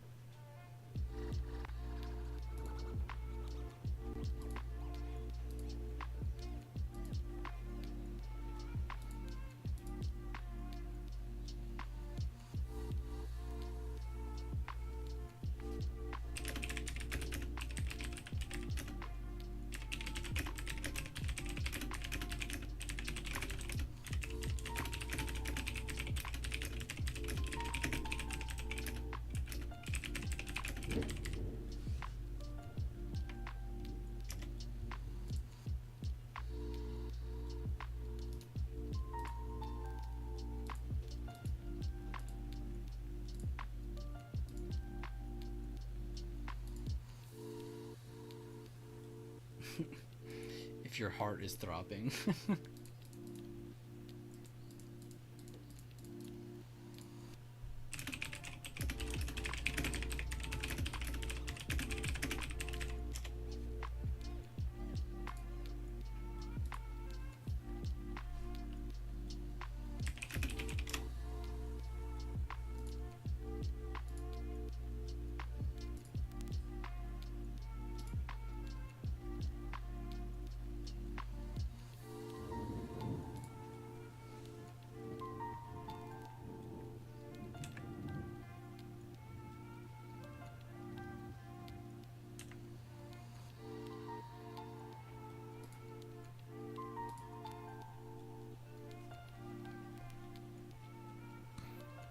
Tomorrow we'll have lots of volatility. Oh, you can bet on it.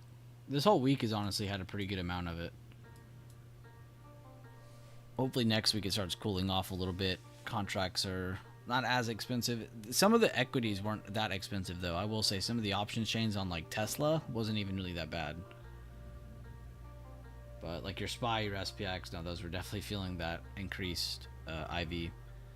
But I think next week it should cool off a little bit. But we do have Apple earnings today. We have a lot of more earnings to finish off the rest of this week and next week. So I could still see a little bit of higher IV sticking around a little bit longer. But it should cool off a little bit from this week. No emotions with paper trades. Harder to control emotions with actual trades. No, 100% Fake Mojo. I agree with you. It's not the same. Even if you're detached from your money, you still feel it. I hate when people say that too. They're like, I'm 100% detached from my money. I know I don't feel it while I'm trading. Like, yes, you do. You literally do feel it. Your heart rate increases as soon as you enter that trade. That's just a fact. So it's harder to detach from it. But no, 100% agree though. Because yeah, paper trades will have you feeling like you're Superman. Mel says, I wanted to crack the low of day. Mel, how have you been enjoying the Discord streams? You like Discord more than YouTube, I'm assuming? Sorry there's no music to play for you. And when hurricanes hit my house, apparently we're all going to hear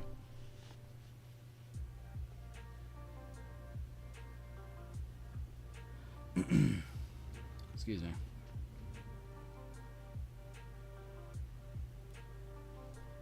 It's better for the sound? Okay.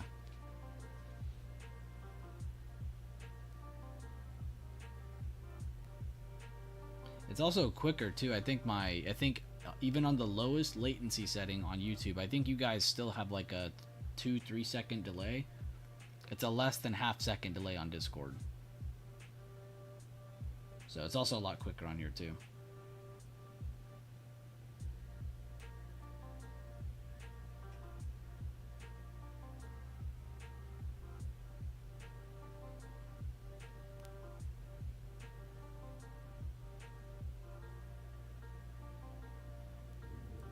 I did find a way to play music in here, but I didn't find any like good playlist to put in here that I thought we could play while I'm trying to stream, and I didn't really feel like managing it at the same time. It's too much to look at.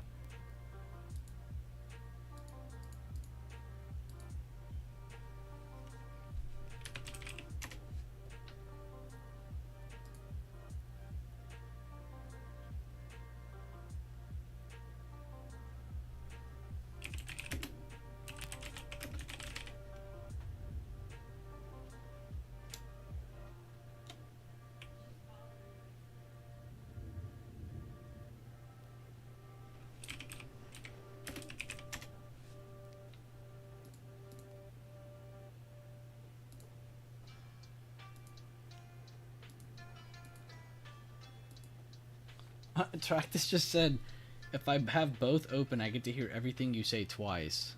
Oh god, what a nightmare. That's true nightmare fuel.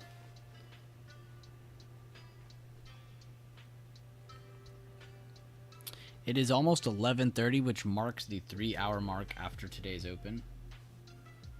Which means we are officially in lunchtime.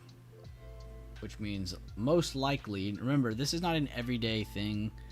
But most likely you are going to get some lower volume for about an hour and a half.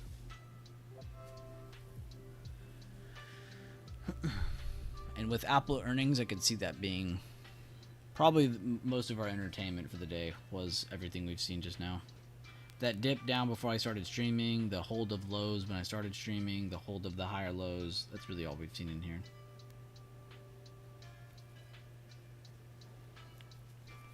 And how many of you guys have been looking at your trend more? How many of you guys have been tracking your highs and your lows based on where your levels are more and more? Hopefully that's been helping you with not just seeing the levels better, but navigating the levels a little bit better.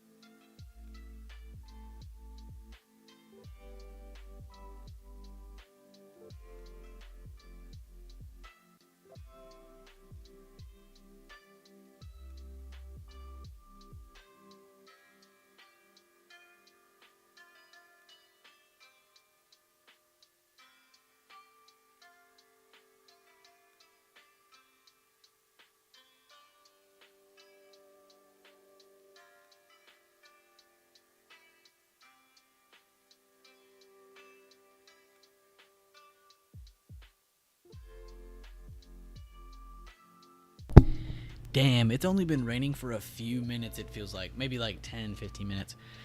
And the right side of my yard is already flooded.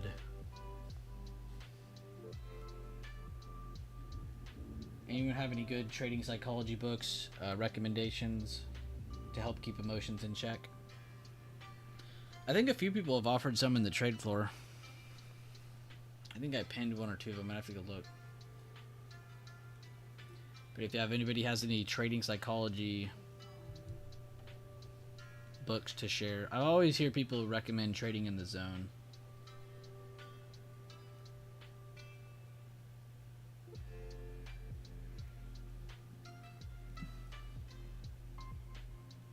Ash really said The Disciplined Trader.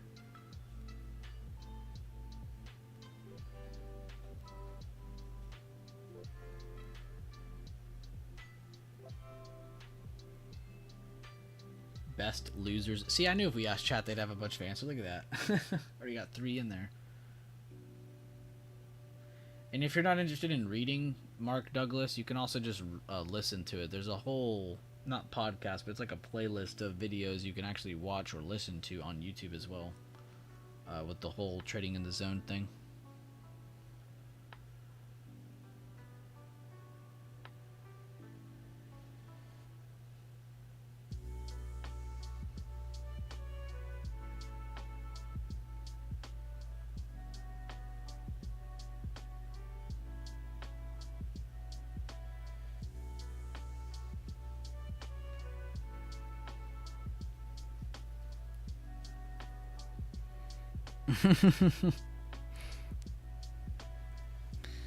You're good, Jack.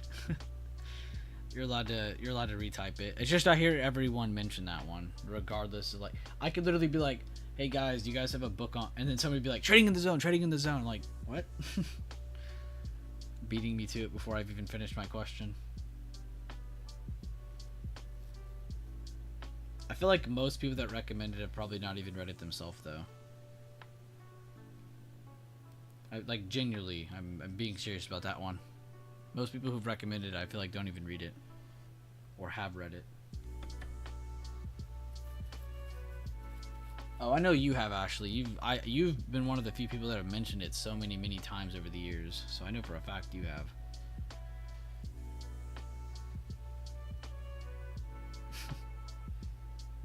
I'm just trying to picture you, Jack, running across the garage and slipping or something.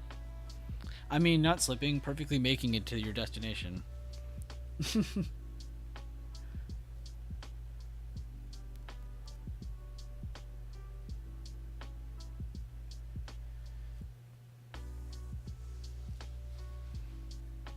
Come on, give us a dump for Mel. Break 501. Mel said he would cash at me $1 bajillion if it breaks 501 right here. I was like, yes, yes. Music to my ears. Now, you need a break of this short-term low, and then it gives you a good... It'll probably quickly flush to here at least if it does that. But you really need to see a break of 500.90 to see a more extended low from this. Which is very possible. I think I like your trade a lot more because of what you did. And I don't know why everyone's still not noticing this, Mel, but I love that your patience kept you in to wait to take your trade now, because I noticed you waited till after we got bought back up. So, and I like this about you, Mel, without you even knowing that you're doing it. I mean, you do know that you're doing it, but risk reward, you know, positional buying. If you know something is up too much, right? You don't just randomly short it. Find a calculated spot to short it from. That makes sense to me, but you need to know that it's up, right? So knowing that it's up is a good sign, right? But let's say we have days that we're not up so much. What do we wait for? We need to wait for a base build to take it back up so we have a cost-effective place to look at for those potential short positions. Are we saying it's going to dump every time it goes up to here? No. But it gives us a really good probability on good risk reward. And that's what Mel does every time. If Mel knows that we're too low on the chart or too high on the chart, he doesn't just randomly buy it or sell it. He waits until it's at a calculated part of that big up or big down. So like in today's case, seeing that we're up so much, he's not just going to randomly buy puts. He's going to wait to see what happens in the first few minutes. Okay, he likes the positioning of 504. Great, now he's in and he's going to risk the high because he knows that we're up. And let's say the opposite. Let's say we're down. Let's say we open down here. And he knows that he can't just buy puts because we're already in the gutters. It's not really cost effective to buy puts while we're already in the gutters, right? He would rather buy puts when we're up in the heavens, rejecting those at lower highs, so he has plenty of room below. You gotta find cost effective parts of the chart to trade, not just everywhere on the chart just because you feel like it's your turn. Anybody can touch a button. Anybody can do that. A trader will actually select the button when it's time. Looks like my Tesla stop loss is hitting. That's crazy though. We had that all day and it's only down 7%. That's actually really good.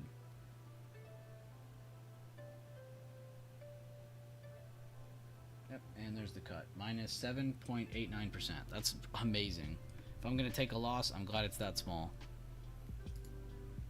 Plus, I liked the setup on it. Wasn't a bad setup. Just didn't get a good buyer move away from that support. The buyer signal was this candle, and then we waited till this one to get in. Got a one good move, a second potential good move, and now we're getting lower highs with the change in trend. The change in trend is a good reason to get out of this trade. If we come back later and it's pumping, not really going to hurt us as much because we didn't really lose much. And we gave our play a chance. We were able to sit in it for almost an hour. Which I feel like not a lot of people give themselves to do. If you're taking losses and it's after like 2 minutes, and then you come review somebody who just lost but it took them like 30 minutes or maybe longer, you're going to feel like you just did something completely different than them. Like what you're doing is guessing compared to them. So make sure you guys understand where your stops are, how you want to invalidate yourself. Even if price isn't perfectly touching your level or breaking something, you need to really break down exactly why are you not bullish or why are you not bearish anymore at this particular part of the chart. That needs to make sense to you before you're even taking your trade.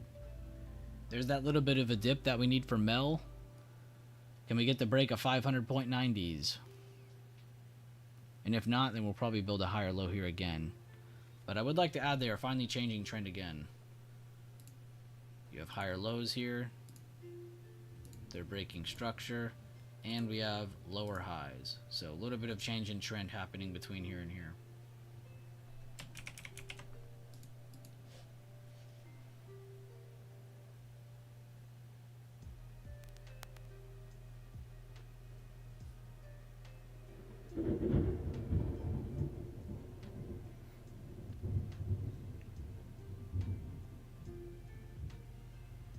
There's a scary storm outside.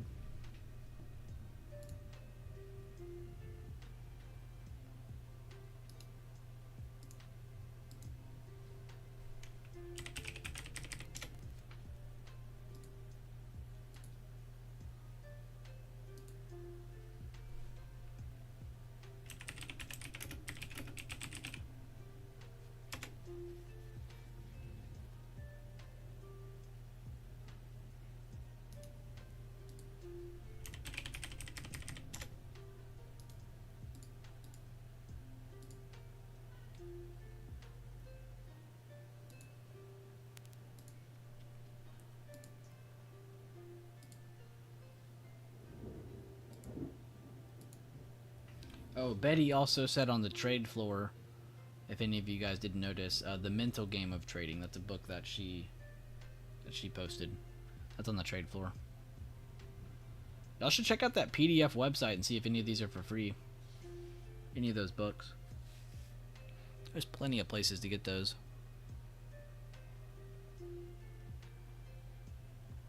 Getting a little bit of a wick up here. Candle slightly turning positive.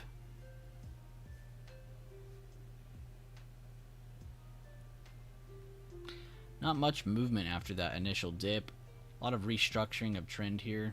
We see higher lows, we see lower highs. It's a nice squeeze after the retake of 500.90.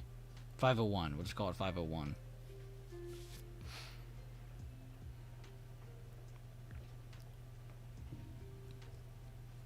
It's crazy too, because I'd say the most money that was gained or lost today is either going to be between here, because you have people flipping short to watch it go down more, and then you have people going long to watch it pump up more. And then here you have a higher low. This is probably the wick is probably because there's a lot more people cutting their trades because they're just impatient. And honestly, this could be why we're doing this today. It could be just to draw out the impatient, and then they'll probably give us a more directional move toward the end of the day. But we might not get anything too on the other side of things because we have Apple earnings. We still have a little bit of news tomorrow. So nothing super crazy, but it's just nothing really calling for a move. You might even be seeing a hesitant market because of Apple earnings. And you might think, why is Apple so important? Because it's one of the heaviest weights in the stock market. It's very important.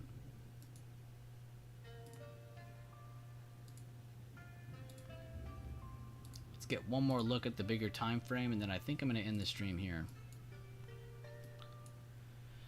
So, as I said earlier, we're really kind of stuck between two very, very important spots. So, of the latest dip from this high of 519.48 all the way to the low of the 494 right here, we can see that price has actually made a really good move up to hit the control point, a good higher low, stepped in again to make a positive print here, and then we went up 2 days later and smacked the golden pocket, 5-10-50s. From then, and we've had a lot of news since then as well, we've had a really nice pullback that's holding 500 essentially. So you have two things saying, like, popping up right now. You have buyers trying their best to hold on to 500, because if this is lost, there might not be anything except short-term structure before new lows are made. So we could break 500, break 494. Next thing you know, we're breaking 490s. We're headed even lower into the 400s. So that'll be interesting if that scenario plays out. We also have a scenario where 500 is going to hold and multiple higher lows hold over here. So don't just look for this initial move to be it. Like, I'm not saying watch for this to go to the moon from here. I'm saying to watch this as an initial kind of setup, and then from here, if a higher low sets up and then gets over this impulse move, that will be a beautiful bullish sign. So you can see how much more info we need for both sides. Maybe a little bit less info for bears to continue lower. But you can see, though, there's parameters set up for either side, so we can't just randomly guess. So right now, I'd say buyers have a little bit of advantage just because they have a little bit of a higher low, but really, as you can see, though, nobody has the advantage. Buyers are stepping in with short-term structure, but sellers have the initial momentum. They have brought down price under structure, under support, very important areas of consolidation. They brought price down very heavily. So the tone has been set. It's just, does it continue or not, is really kind of where we're at now. And you can see we have extensions and everything ready in case we do end up falling under 494. We got 490, we got 485, 482, 481. We got all kinds of levels down here in case we do end up going more. So there's not just nothing down here. There's good levels. It all makes sense. It's just, will we get that break or not? Because we had a really good time on this first initial pull down. We've had a really good time on this, what can be seen as a bearish retest and a continuation, but are we going to get that fresh low? That's really what's kind of up in the air right now with everybody, with all the news and the earnings going on right now. So I'll leave y'all to it. Thank you guys again for being here. We streamed 4 days last week, 4 days this week. I'll probably take off tomorrow to focus on some different things, but I hope you guys have enjoyed all the streams this week, all the breakdowns. I've been on both YouTube and Discord in case you don't know. So if you guys have better opportunity going to Discord, or you like YouTube more than Discord, you can focus on either or. But thank you guys again. I'm rambling now. Love you all. Thank you again, and I hope to see you on the next post.